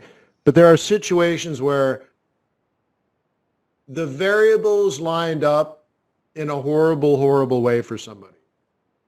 Like they ran into trouble when things were good, and they're like, oh my God, well, maybe I can get out of this, right? But they ran into trouble like bankruptcy or something back late last year. And then COVID. So all of a sudden, everything goes bad because then that triggers something else and that triggers something else. So now they're way delinquent on the property. The bank is starting to starve to death, and all that kind of stuff. And, just everything that could go bad went bad. And that's what you're looking for. Most people, like right now, they'll get by. It's not a good year. Maybe they lost their job or they're on savings, but around here, most people just tighten their belt. But they're not going to go buy like an apartment building or a house just before Christmas during COVID, right? So in real estate right now, there isn't a market. On top of that, other buyers are depressed because they've lost their job or they're uncertain about the future of their job, like we talked about, the behavioral finance of it. So there's generally no buyers even for deals. But what if you're a bank and you're or some other person, right, that has to get out at any cost? Typically, it's a bank because the owners stop paying, and then COVID hits, and now the bank's got this delinquent property that's crushing their balance sheet, but there's no market. But the cool thing is they have insurance. And remember, whoever bought the property had paid 20% down, plus had been paying it down over time. So the bank might only be on the hook for 50, 60% of the market value or the old market value, right? But there's no one to roll. So you could buy something for half price and the bank only loses 20%. Plus they're insured, so ultimately they only lose 5% or something like that. And that's what I'm looking for, where literally the bank just says, you know what, we don't give a crap. Just get it off our books, right? Can you, so there's not a lot of those right now, but that's what you would want to look for as an investor, in particular a value investor. Blood in the streets, if you can buy something, you should buy it for 50% off. What you should be looking at, and I haven't found this next kind of piece to the puzzle. But if you can find something with a cash flow, so you wouldn't buy a house, you'd buy an apartment building. But the thing is, they wouldn't dump that because there would be a cash flow unless, see, right now, typically your renters don't owe you money. We're not in a typical time right now. So many landlords have renters that haven't paid rent since COVID. And they're not really allowed either sort of social rules or legal rules. Can't really kick them out. So right now, if you're a landlord and you do have renters that owe you money, did you know the average of that scenario is $5,000? But what if you have 100 doors? 100 people owe you $5,000? All of a sudden you're like, you know, that's pretty decent money, right? That's $500,000. So maybe you can buy them out and say, okay, well, I'll buy you out and you can get out of this scenario and I'll own that debt and the asset, right? So you should look for it. Yeah, and the market's changing. People are moving from the big cities into the suburbs. And that's really what's happening. Yeah, Christine, demos are perfectly fine. So so we talk about a lot of these things that off the charts, like Forex is the best way to make money, but over the course of time, you will want to diversify your assets. Because there'll be a time where like you can make really good money trading Forex, but you like making money doing nothing. Like one day when someone says, wow, look at you, man, you're like the boss. What is it that you do? You're like, I don't do anything. Ultimately, that's the real answer, right? So like, I own the stock market. It makes me a lot of money. I own the bond market. I guess it provides some sort of diversification, but we own some funds of bond funds and whatever. Just, I don't know. That's what my wealth manager does. I disagree with it, but that's why you have a wealth manager. I don't know. He does whatever he thinks. Then what? I own some real estate. It makes me money, right? I own some businesses. It makes me some money. I own a Forex fund. It makes me some money. Ultimately, when you get old and gray, you should own a bunch of things that make you money.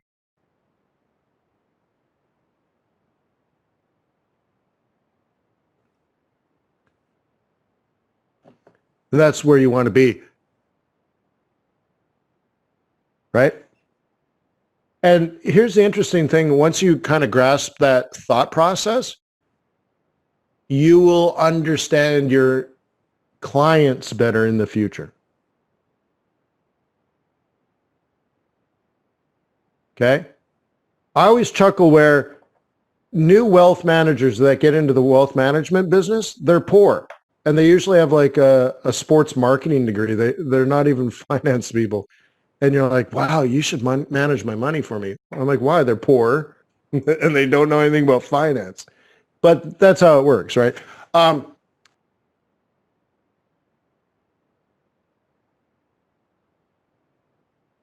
The more you understand what your clients need, the better you will be at servicing those clients. To me, it's a diversification it's just a diversification. It's spreading my risk around. So I understand the logic. It's sort of like alpha versus beta. So like, for example, I was studying alpha versus beta last night, part of my Harvard program. And of course I know these things, but you know, I'm being asked questions, right? For example, if beta is 1, it's neutral to the market. Okay, it moves up and down exactly the same as the market. Okay.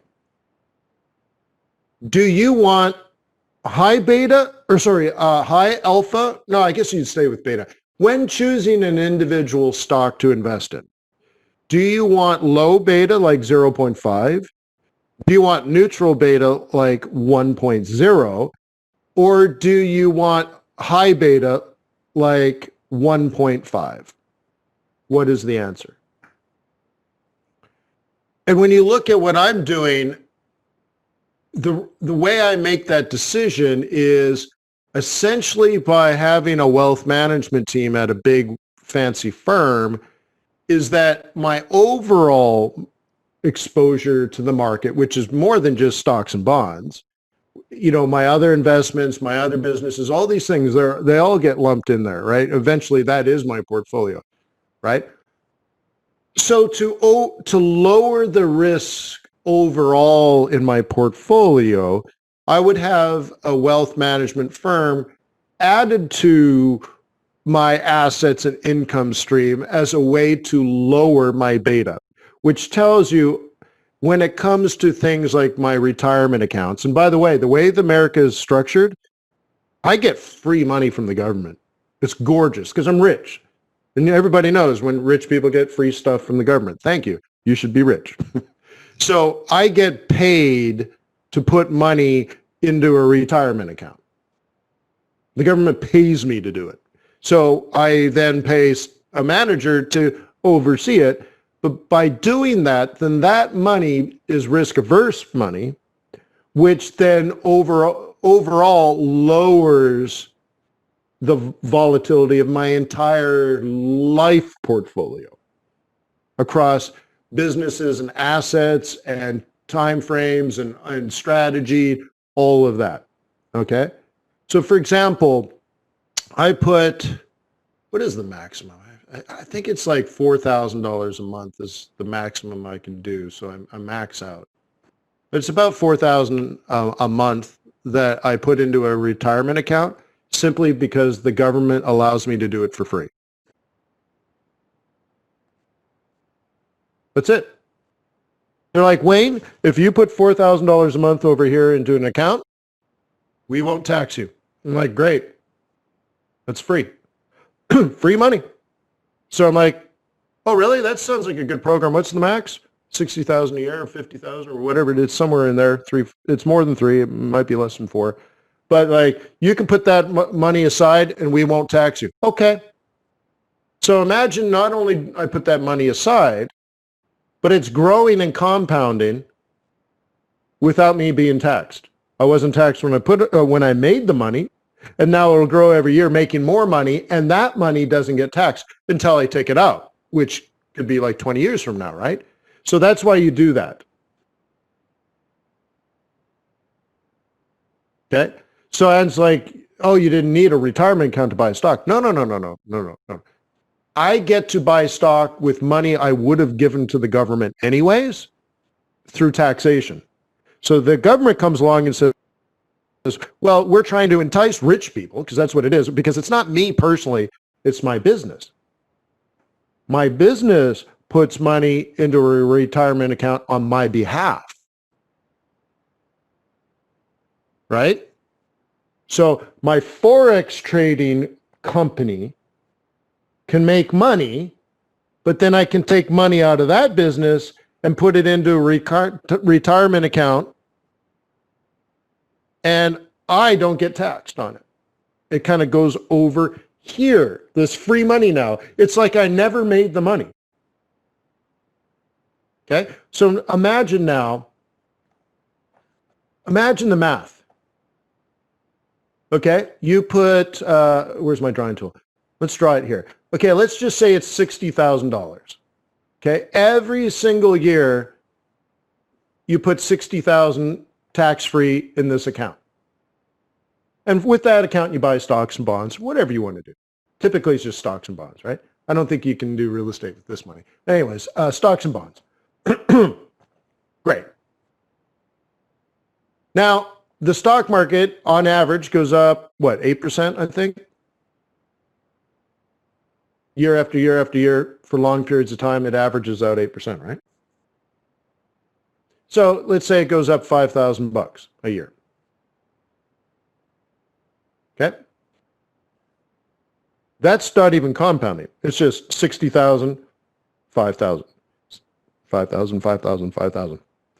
We know it's actually compounding, but if this happened just for 10 years now, and it didn't compound, let's say it's more like a bond. Just every year it pays me $5,000, right? So after 1 year, year one, you have 65, 2, 70, 3, 75. It's not compounding. Honest, in real life, it compounds, right? So my point is, if you throw in some compounding, at the end of 10 years, this first 60,000 is worth at least $120,000. You following me? With compounding, this 60,000, and it'll actually be more than that. But this first year, year one, after 10 years, the first year now is worth $120,000. Bear in mind, I haven't paid any taxes on the 60,000. Now it's grown to 120,000 because I'm not paying taxes on the 5,000, and then the next, 5,500, and then the 6,000, and the 6,552. Right? I'm not paying any taxes. So at the end of 10 years now, that first year is worth $120,000. But remember, I put another 60,000 in year two, and then another one in year three, and then another one so now it's like 120,000, but the other one is worth 100,000. The other one's worth 80,000. The other one's worth, 65,000. The other one's worth 50,000. The other one's, you see what I mean? Going back, compounding, right? Each one, and I'm doing it all free. So I just set it all up, and I can have, so I have funds managed by a wealth management team. I have funds also managed by myself. And then I have my trading businesses.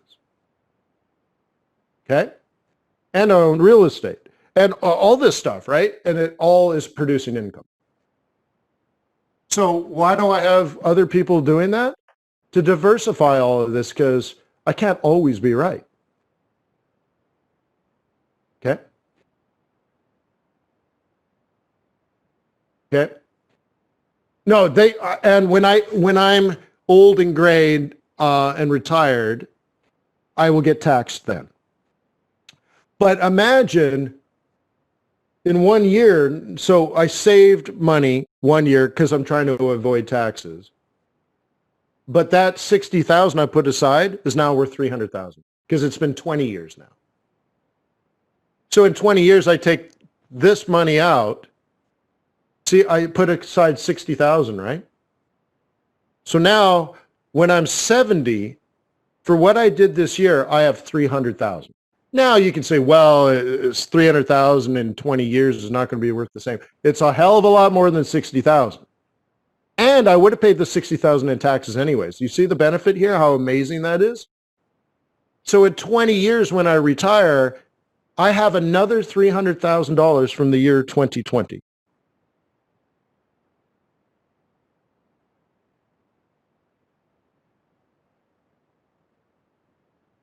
So in 2040, when I just want to sit by the beach, just for that 1 year, that first year, I have $300,000 to live on. America, I love this country, right? And all I'm doing is avoiding paying taxes. The rich get rich. So if you like these kinds of things, get on the whole rich thing soon. And the secret to the rich thing, as I tried to show you here as well, I hope you got that message, is it takes 20 years. There's no get rich quick. Okay?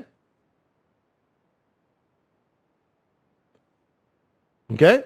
But now imagine 10 years from now, you're a profitable, successful Forex trader. You've incorporated your business. You're going to benefit from writing off your expenses, owning a small business. And what's one of the first things you're going to do as a profitable Forex trading business? Not you trading. Your account won't be Johnny Smith's account. It'll be Johnny Smith Trading Company, LLC. And now Johnny Smith's going to put some money into his retirement account, but The wonderful management of Johnny Smith Trading Company, LLC, is going to also contribute to the retirement account by putting $4,000 a month in to reduce the corporate tax, which is a pass-through, but you still have to pay some taxes, and then it flows through to you. But your business never made the money because it took it out before paying the government, before paying you. The wonderful management of Johnny Smith Trading Company, which, by the way, is Johnny Smith, contributed $4,000 a month to the retirement account, reducing the taxable income by $4,000 a month. You don't pay the taxes on that. You never made it. It went from that into this retirement account. This is the beauty of it. So now your company is making money. This goes back to, like, Trump is a liar because he only paid $750 in taxes and he doesn't make any money. Yeah, rich people don't make money. Money's worthless, right? Just imagine now how you're making money through this. You're trading your Forex account and you're profitable. And you're a company. So now you own a company. The company is the one making the trades, making the profits. And because your company is so profitable, it's trying to have a tax strategy. So that major tax strategy is popping 50 grand into a pre-tax trading account that you benefit from. And in 20 years, you will have $300,000 in cash just from that 1 year. And maybe the amazing thing is that might have been the total income that your small trading business had for that year. You might have only made $300,000 a year, but then you had your expenses, and then you had your taxes, and then you actually had to pay yourself and all this stuff. And at the end of the year, you were really not that monster rich because your trading account only made $300,000 that year. But the cool thing is 20 years later, you got all that money back, every penny back. It's like you never paid expenses. It's like you never paid yourself. It's like you never had taxes.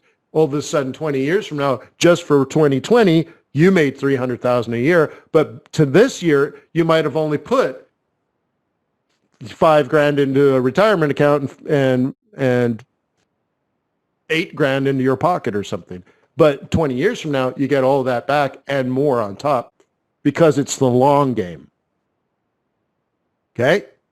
Right? It's the long game. It's the get rich slow. You will lead an interesting life full of challenge all the way till retirement, and then every penny you've ever earned is given back to you because you're a boss, you're an owner, you're a decision maker, you have assets, you have income, you have cash flow, or you're poor. That's why there's a divide. There's a taxation system for poor people, and there's a taxation system for businesses. You have to be a business. Okay? Poor people pay what, 40, 50% taxes? When you add up, they have to pay, they get taxed on their paycheck, and then they get taxed at the gas station, they get taxed at the grocery station, they get taxed at the liquor store, they get taxed buying clothes, and at the end of the month, they don't have no money.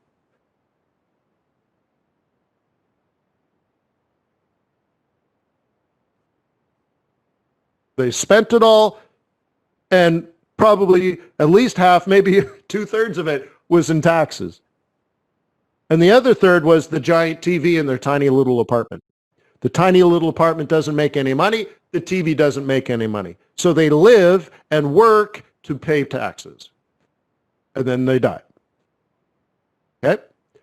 Wealthy people, remember, rich has to do with income. So rich just means you have a high-paying job. So you have a bigger house and you have a bigger TV, but you're still poor because you trade your time for money, right? So now if you look at it differently, if you own businesses, if you own real estate, if you own stocks, if you own bonds, you own a Forex fund, like you own things that produce income, and then you have all these benefits like, hey, dude, how would you like to have all of your income given back to you? You have to wait 20 years, but when you're too old to work, every single penny you made this year, you can have back. after you've paid your taxes and after you paid for your mortgage and after you paid for your groceries and after you put gas in your tank, after all of that, 20 years from now, how would you like to have it all back? You're like, I'm interested, bro. Turn 60,000 into 300,000 and do it every single year, right? You see what I mean? Right?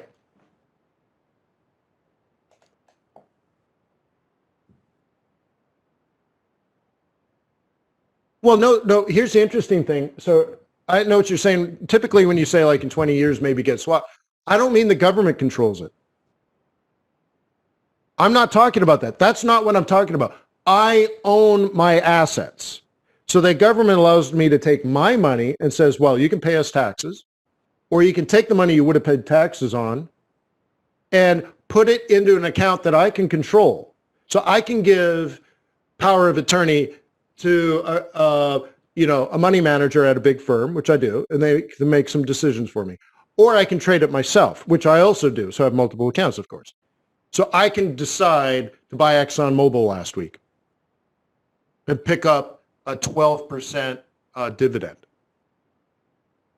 Wink, wink, nudge, nudge. I made that decision. I own those assets. I own a piece of that company. It pays me dividends, and over 20 years will probably go up in value. If not, I can get out whenever I want. But the thing is, I control that asset, not the government. I'm not talking about waiting for the government to take care of me when I'm old. I will still be boss mode. They'll still tax the crap out of me. But I'm deferring it 20 years so I can compound for free. After I grew 60,000 into 300,000 doing nothing, sure, they're going to rate me on the taxes. And after I pay all the taxes, I'm only up 200,000. Well, that's such a bitch, right? But remember, I didn't do anything for it except have a tax strategy and own something. Now, of course, my house will have doubled in value. Meanwhile, I've amortized it down, so it's doubled in value, plus I don't own a mortgage, so I get all that cash back. And then there's something, and then you dump this account and dump that account, and all of a sudden you got all this cash. And the thing is, you don't want cash. You understand? Like now you're like, oh, snap, but I don't want the cash. Cash is the worst thing. So now you're like, I got all this cash. What do I do with it? Well, you want to defer taxes even further. So, right? So you come up with a new strategy. And maybe if you want to be old and live on a beach in Miami, because it's nice and warm and you can walk everywhere and you like the food and the culture and the art and the weather and you like smoking cigars, hey, you're in Miami. Then you take all that money after years and years and years and years, and you buy the entire apartment building. So now you have zero cash. You're probably even leveraged on that.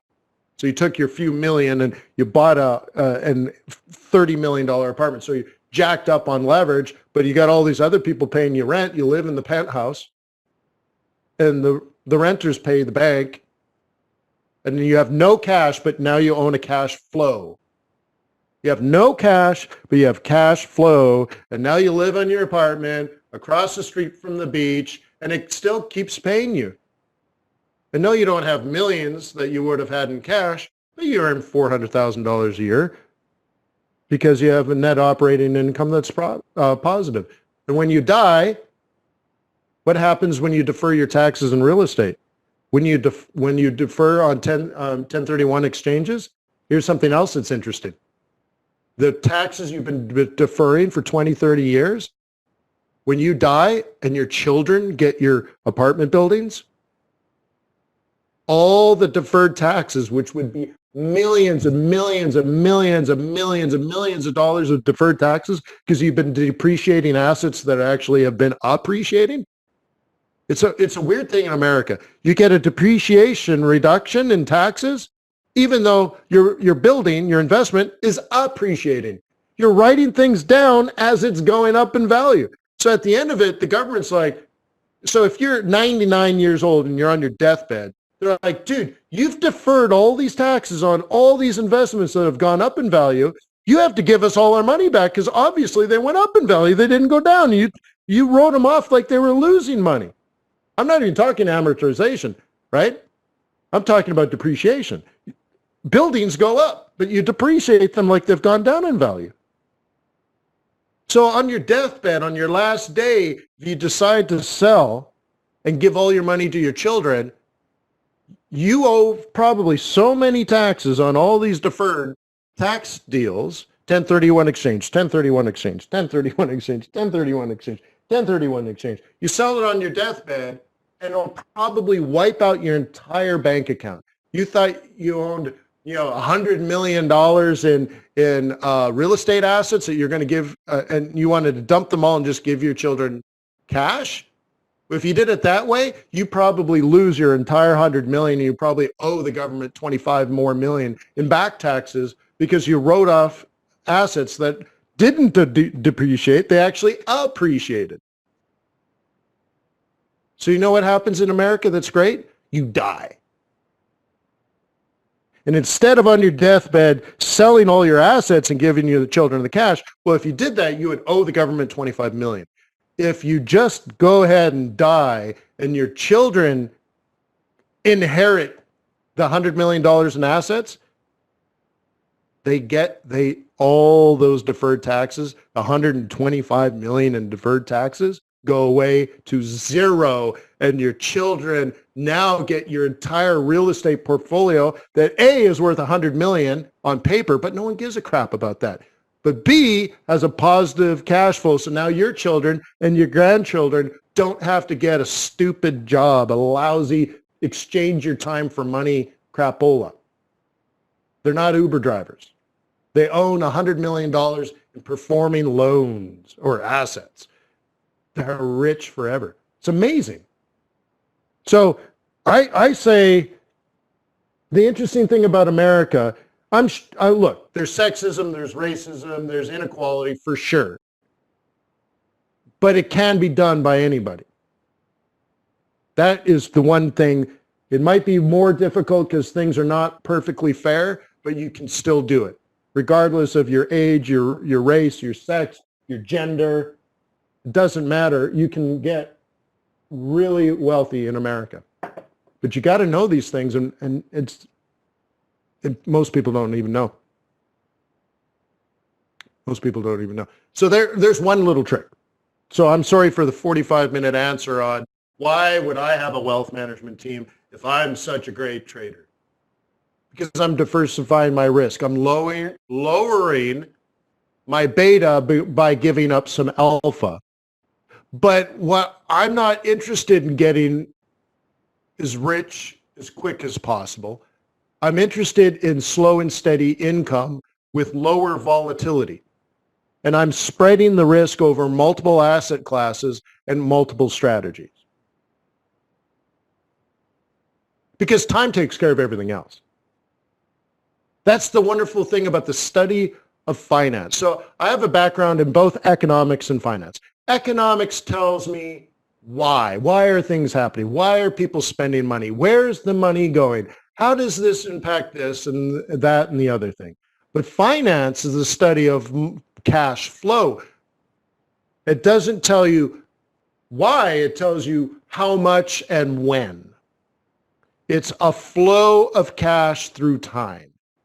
And it's fascinating when you get these concepts of what does it mean if I can put $4,000 a month aside in a tax-free account that my business pays for. So it's like my business makes money, and then my business either pays me a salary, which they don't, or a dividend. But what if the company never made the money and was able just to give it to me? Like, I don't have the money, I do, but what if it was just sort of became invisible? They're like, okay, this business over here, it didn't make the 4,000. We're not going to tax you on the 4,000. The business won't pay it. Wayne McDonell won't pay it, but we'll just put it over here in this little account. Free money. And we'll just let it grow for 20 years. Holy crap. Do you understand? Like, that's the one liberating thing. If you're new to business ownership or new to investing and new to Forex and all that kind of stuff, that's where you need to get as soon as possible. Not filthy, stinking rich as as fast as possible, but get to the point where you're out of the poverty model and into the business ownership model. You own a business, and to own a business, your Forex trading has to be somewhat successful, right? Because you have to earn a certain amount of money and stuff like that, right? Like you get to the top 1% of America or something, right? It's like 300K. So at 300K, you can put the 4,000 aside, but the cool thing is in 20 years, you'll have another 300K. But you're only saving 4,000 a month. So kind of cool. And if you have 30 years, dude, it's going to be 500K, maybe 600K from the $4,000 investment you made every year, assuming the stock market continues to go up and at an average long-term rate and all that kind of stuff, right? So anyway, so that's where you want to be, where you're not fighting the system is working for you. And that's going to be the secret of your success. So that's why I talk about throughout your career, you will be a Forex trader and you'll make money. Great. And if you do it right, you'll have consistent returns with low volatility. But you won't be big enough, most likely, that that's going to sustain you. And if you decide to take money out of your Forex account to pay yourself, you just destroyed your business. Remember, the thing is you want to have a successful business. The ownership of a business is what will set you free, not making a lot of money in Forex. Because if you spend your money in Forex, then you've destroyed your business. So this is why once you become successful, you need to become successful in the right way. You need to show that you have consistent returns with low volatility. And the stuff that I'm still studying at Harvard, I'm still getting the same messages. This is what institutional investors want. But ultimately, it's what all investors want. Okay? So if you can do that for a few years, then at one point, you want to bring on clients. You want to trade other people's money. It won't make you filthy, stinking rich. It's not models and bottles. It's not Italian sports cars. But what it's doing, okay, what it's doing is when you get to that point, you can trade other people's money. You will earn an income from the value you are creating for your clients. And it will allow you to live on that income and not touch the money in your trading account. So you'll still have your trading account because you will be invested into your fund, but you're not paying yourself, right? Like you don't have to pay yourself management fees and portfolio fees, but the clients do.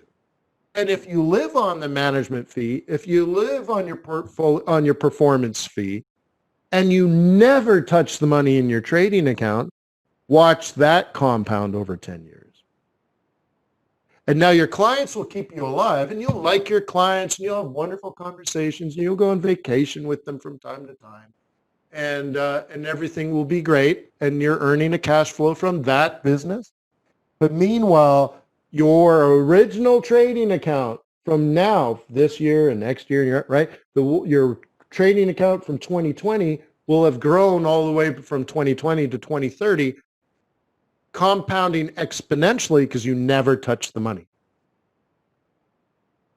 And now you're also taking advantage of the fact that you're doing so well in that business that you're putting $4,000 account because you're maxing out. You're hitting 300,000 and you're maxing out on this wonderful tool that's set aside in America for wealthy people. And more particularly, it's not wealthy people. It's like not rich people. They always get it wrong. It's not rich people. It's business owners.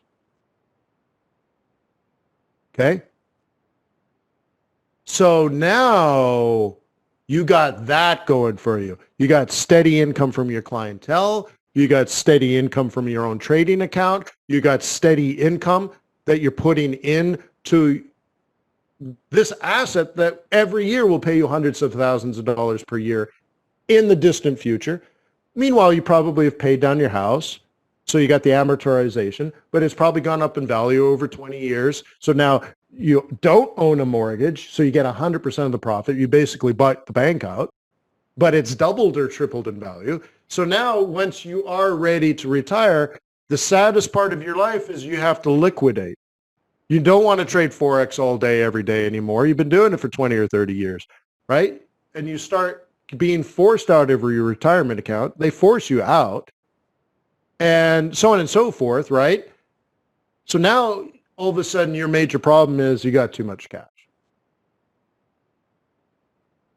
And America's getting old. There is too much cash.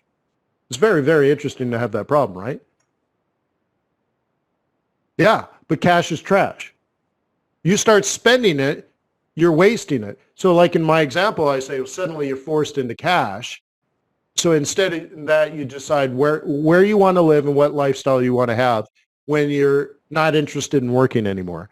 And if you're like, well, I want to live on a beach, I want warm water, I want nice restaurants nearby and little cafes and all that kind of stuff. So you take that, get some leverage from the bank. I love leverage, right?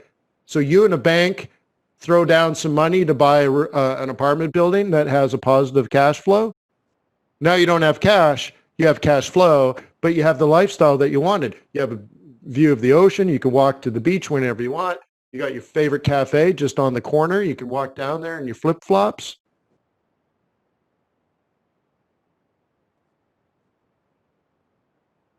Right?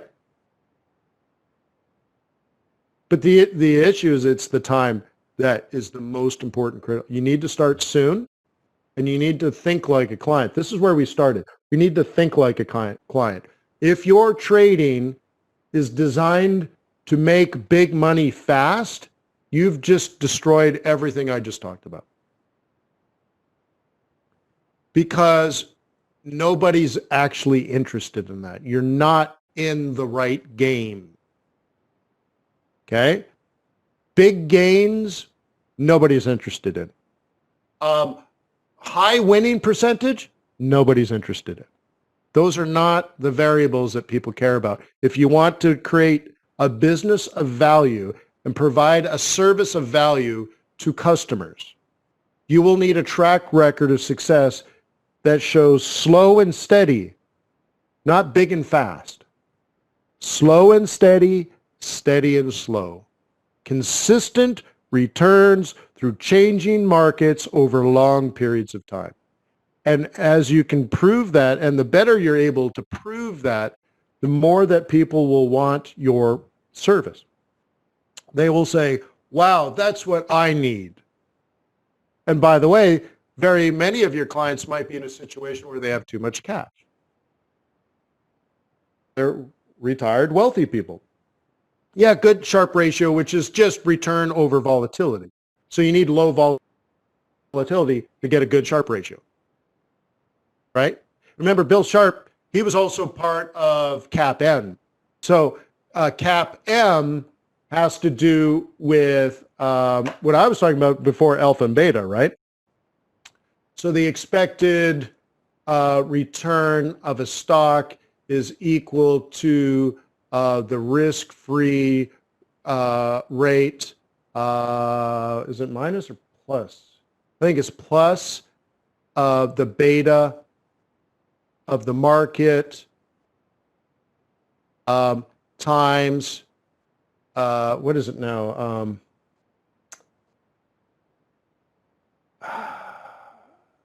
It's the expected return for the market. So this has to do with sort of the implied alpha here.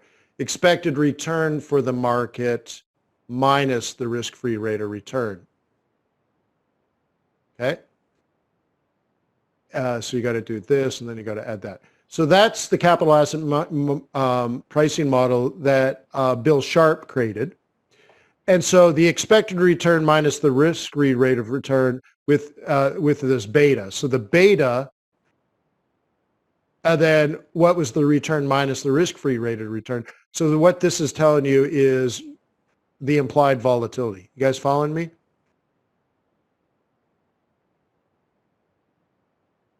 So this is how you figure out the value of a stock, by the way. This is the capital asset pricing model.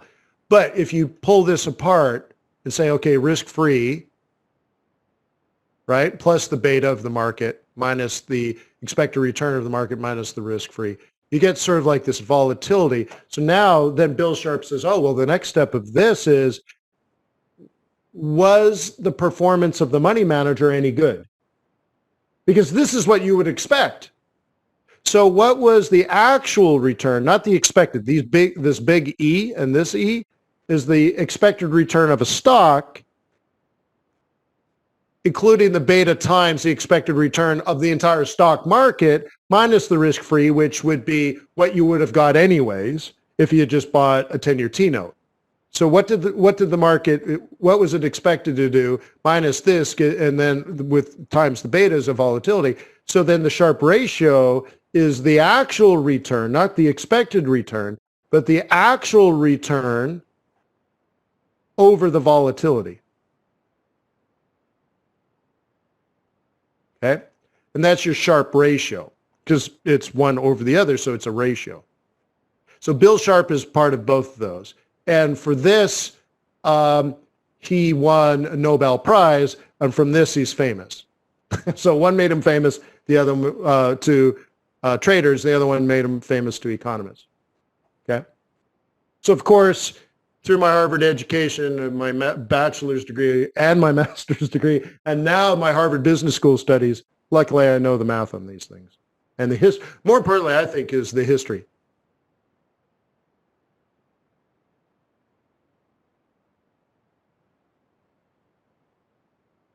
Yeah. So anyway, so right on, Sophie. So very cool, huh? So yes, do you want a good Sharpe ratio? You want decent returns with low volatility.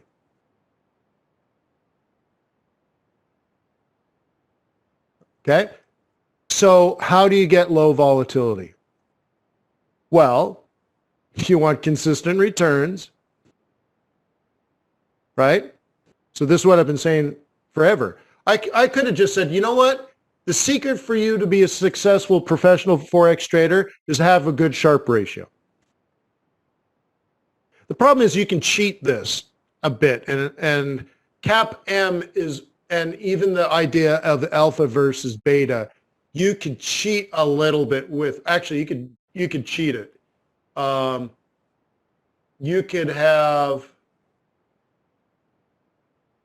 You could have a super volatile, but profitable.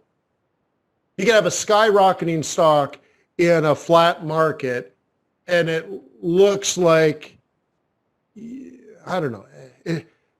How do you do it? There's a way to cheat it, anyways. It can be disinformative as well as informative.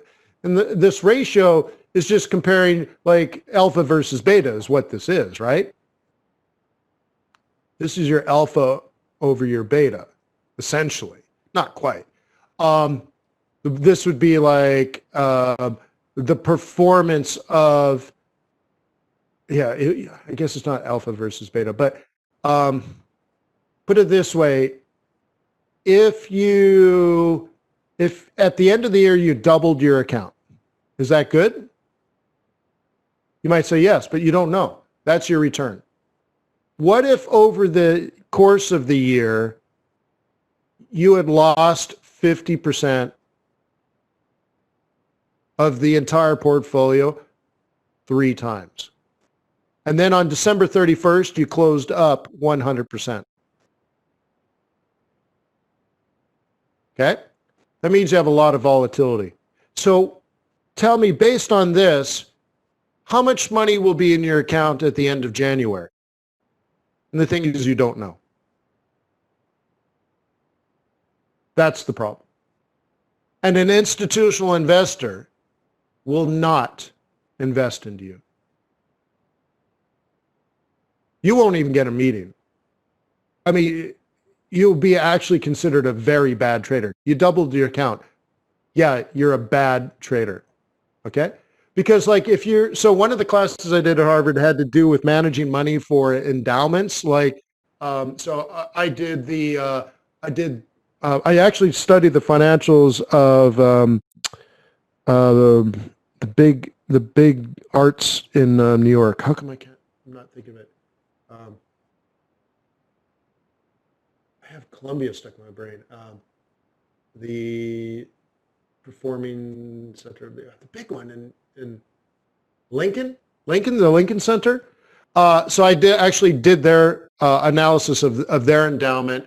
Also, my professor, he ran the largest endowment in the world for the Metropolitan Museum in New York City. So he ran the endowment for the Met. And our guest professor for one of our lectures, she ran the endowment for Yale University.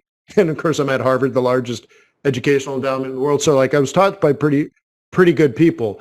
And for example, if you have 8% a year, and you can do it over long periods of time with low vol,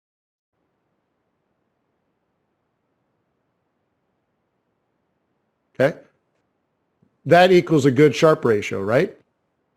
So let's say over 20 years per year, you produce 10 and 7 and 12 and 9 and 10 and 9 and 14 and 7, right? 5, 9, 12. And the reason your results are doing this is the beta changed. The market, the stock market, let's just say. The economy, you're going through economic cycles, but you're showing this over long periods of time, that there isn't like plus 22, negative 14. See, if you're going to have the Lincoln Center, the ballet, the symphony, the museums that are there, this is all New York City, by the way. Or if you're going to trade money for Yale University or Harvard University, okay? You have to show them over very long periods of time, you will always, no matter what happens, give them 8% a year. 8% a year. 8. Do you think you can do that? How many people here think that they can do 8% a year?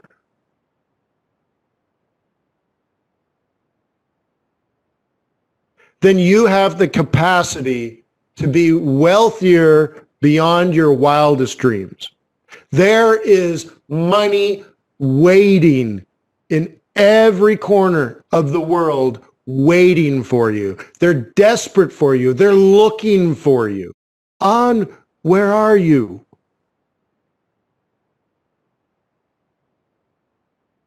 That's what institutional investors need.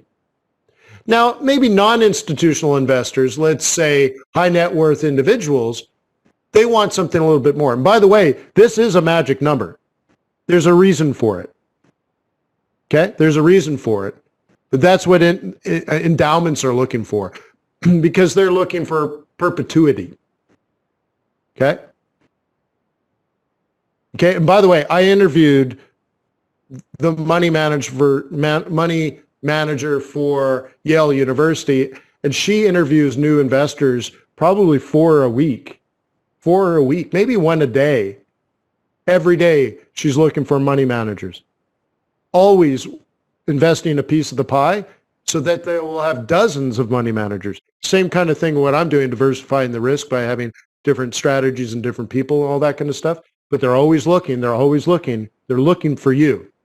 Now, what about a high net worth individual? High net worth individual. What are they looking at? Well, they see the stock market up 15% a year. Now, they're looking at a shorter term, not long term. So all they know is, hey, it's been up 15% the last few years. Okay. What else are they invested in? Real estate? How much is real estate working for them? Okay? And all these other things. They're not in the bond market anymore, so that ain't working. So they got stocks, and they have real estate. And maybe the real estate's 12%. Okay? But either way, they put money in the stock market, it's 15%. But it could be 4% next year. It could be more, it could be less. You don't really know. So there's some higher vol. What do you know about real estate? You don't have to sell your real estate ever. This is profit after, this is net operating income minus the cost of financing. At the end of it, you put 9% in your pocket. I'm not talking about capital appreciation. That doesn't exist. It's fake. See, they're not market to market like we are. They own a building. They bought it for $1 million. They could sell it right now for $2 million, but they're not. Because they have rent minus expenses equals net operating income minus the cost of financing. So you got to pay off the bank. At the end of the year, you get 9%, which might be $300,000, and you put that in your pocket. You can count on that. It's a lower return, but you can count on it because people pay their rent. Okay? So you come along and you're like, well, I have lower volatility than the stock market. Wouldn't that be great? Find out what the volatility of the stock market is. See if you can be lower. Okay? So if you're lower volatility than the stock market and you're better than 9%, they might be interested. But what if you have lower volatility than the stock market, but can pony up 33%?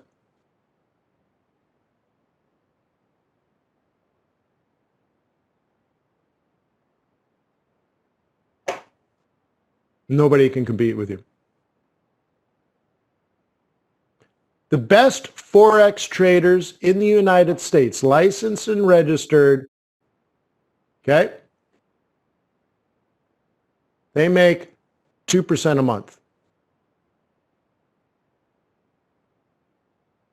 which is not times 12 is 24. It's 33% or something closer to that because of compound. Okay.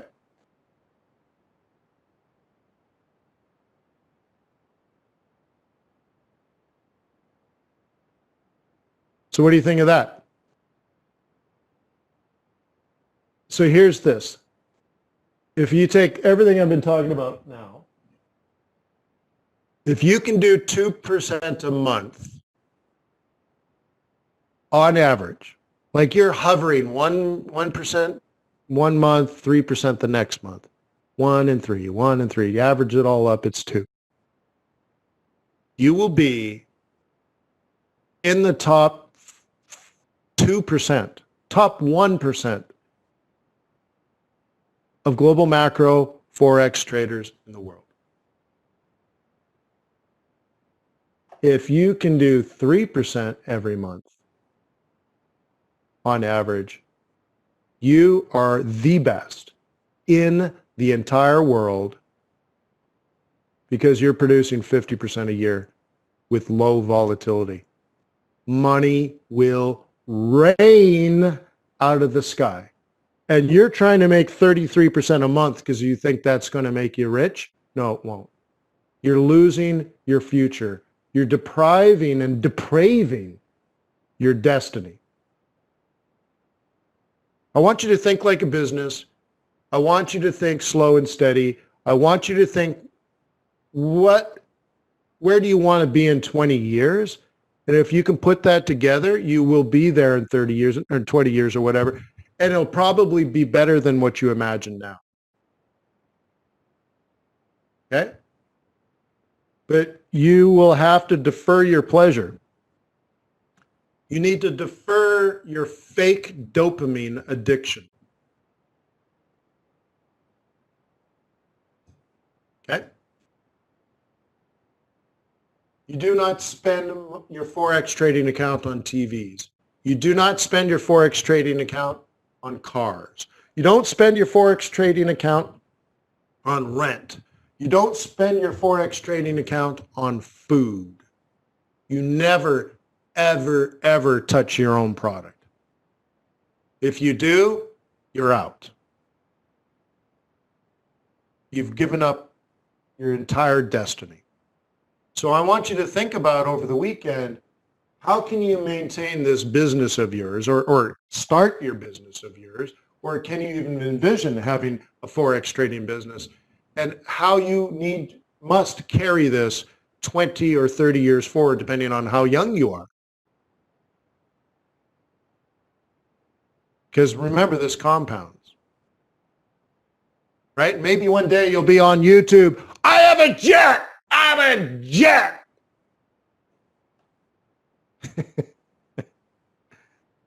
Yeah, and that'll be you. You're like, I'm so rich, I'm so successful, look at me. Whatever. Okay? Most likely, you'll just be living a comfortable life. Well, so what I took that even farther on, I don't think you'll ever touch your Forex money. Because what you'll do is eventually you won't want to trade all day, every day. You'll probably have an account just because you like and enjoy what you do. But it won't be like your life's income. What'll happen is you'll just convert these assets. That's what this is all about, guys. You need to die with lots of income producing assets that you can lead up, so that you have a legacy. You want to make your family wealthy 300 years from now. So you want to own assets. You never have cash. And the cool thing about that is, you will have all the toys that you think you might want now, but you won't pay for it. Everything is free. And when you get there, it's a real cluster because we're taught that you need to make a lot of money and then you can buy a lot of things and then you'll be very happy. Okay? And it's not true. And you know it's true, and you've heard it a million times. All of those things that you're talking about now, if you had a lot of money, you'd buy these things and you'd be happy. All those things that you're talking about now, you will get for free. You will never spend money on that. Money is zero. It's not even real. But the cool thing is, you will own assets that make money out of nothing. Like you're not doing anything. You just, every month there's more money and you're like, what the hell, all this money? But it's coming from the income it produces. So you don't want to have a good paying job, make $200,000 a year. Now you can buy yourself a Porsche. First of all, that's 50% of your entire annual salary to buy a car, which is guaranteed to depreciate. You're still thinking poor. It's a poverty mindset. Now, you own an apartment building or a bunch of apartment buildings, and you have a retirement account, and you own your own house, and you own a restaurant around the corner. You got all these assets, but you don't do anything. You're a silent partner in everything, basically, right? But every month, a paycheck shows up. And of course, on top of that, there's this hidden value of appreciation. But you're not even doing anything. Where did the money come from? Your renters paid you money because you own a piece of paper that says you own the building they live in. You're like, you don't even go visit. You're like, I haven't been to my apartment building in 3 years. People live in it. They go there every day. And you own a piece of paper that says, this is Wayne McDonell's apartment building. You're like, well, pfft. And for that, you get a paycheck. And guess what? Now you can buy your Porsche. Who paid for it? Not you, your renters. You didn't do anything. You didn't exchange your time. You didn't mow the lawn. You paid someone to mow the lawn. Actually, the renters paid someone to mow the lawn. The renters paid the bank. The renters paid the maintenance. The renters paid the HOA for the insurance. and the new painting and the new roof. The renters clean the pool. You get a check because you own a piece of paper to say that building that they do all that work for is yours. Income minus expenses minus the cost of financing, and everything else is yours. It doesn't even have to be in the same city that you live in. It doesn't even need to be in the same state. You don't even got the paper. It's digital. It's just like the money goes into the bank. And of course, it's not your bank. It's your business bank because your business bank owned it. So what does your fabulous business do with the first $4,000 every month? Invests it into you, personally you, tax-free in a retirement account to make you even more fabulously rich. Meanwhile, you're not doing anything. Well, that's in the calculations, yes. That's in things like cap rates and stuff. But once you've made the investment, it doesn't really matter because, like when you're an economist or a financier, you get into these things like, what's your return on equity? And you're like, oh no, I'm in an equity trap, right? Like I own this building and as we amortize, my return on equity is lower and lower and lower. And this is such a problem. Like this, dude, it's not a problem. But this is what academics all worry about. Like, dude, don't worry. So anyways, make sure you're on the right path. Okay. We've been watching this Kiwi yen now for 2 hours and the price on average hasn't changed. Okay. So we took the opportunity to talk about probably something a million times greater. Yeah, look at that. I'm still up 650 pips. That's what like nothing's happened in 3 hours. Except maybe I've blown your mind. And maybe, just maybe, I can entice you to go on the right path, the righteous path, the get rich, slow and steady, slow path. And you will realize, and you probably already know, the game is rigged. This game is rigged. Rich people get filthy, stinking rich. But at least in America, even if it's not a perfect country, even if there is racism and sexism and isms. Okay? A black gay woman can be successful in America. Yes, she's black. Yes, she's gay. Yes, she's a woman. You can still become successful in Forex. Or in Forex, well, in America, I should say, even beyond that. Nothing is holding you back except the beginning and maybe where you started. And not even knowing, I think, is the biggest tragedy. Right? But the thing is, it takes one person to change it. It takes one person to have a 300-year plan. A 300-year plan.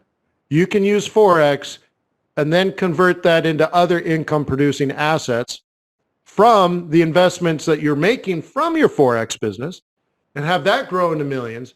And then when it's, like I said, all of a sudden you'll be old and you have this apartment building in Miami across the street from the beach, and then you fade off into the good night, but at least the weather's warm on your last breath, the smell of sea salt and a fabulous cigar off in the breeze.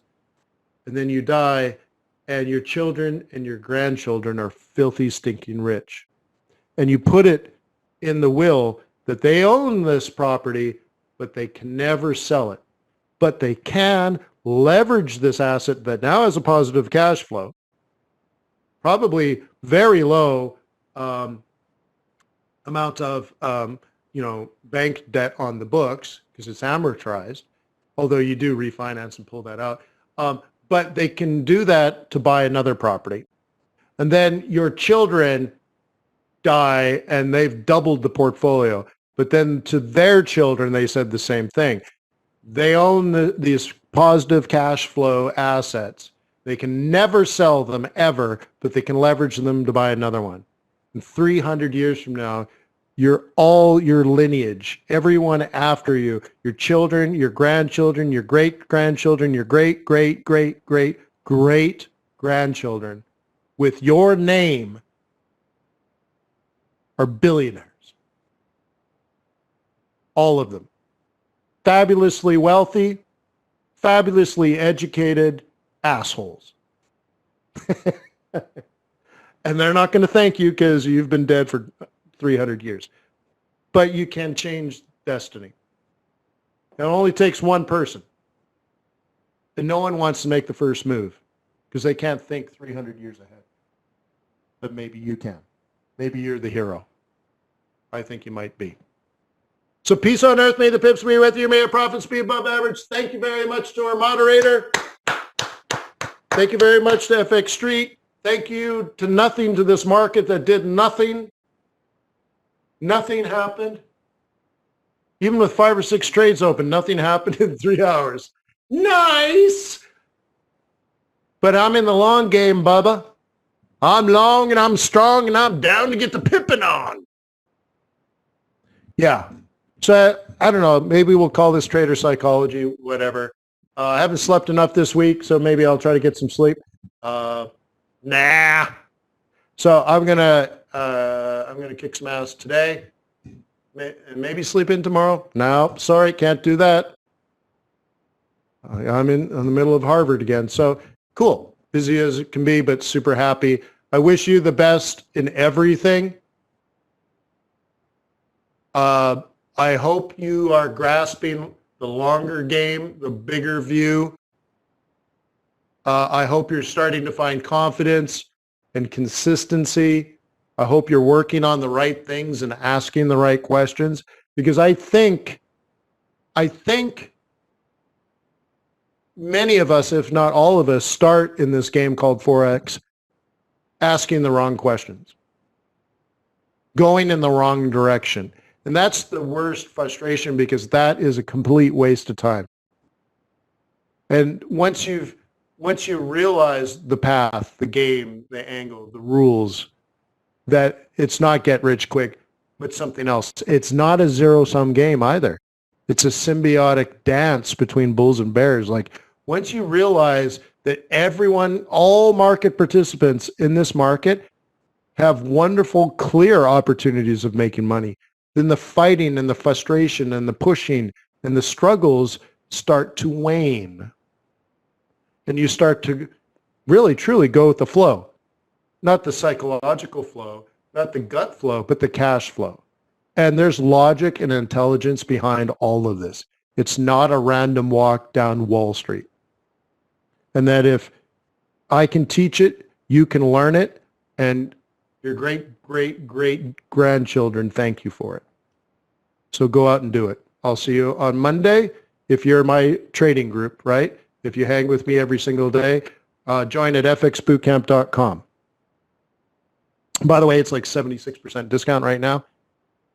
And you can also, if you're watching all the training videos, you're welcome to sign up for the live group where you work with newbies like yourself, but also with people that have been in my group for 15 years.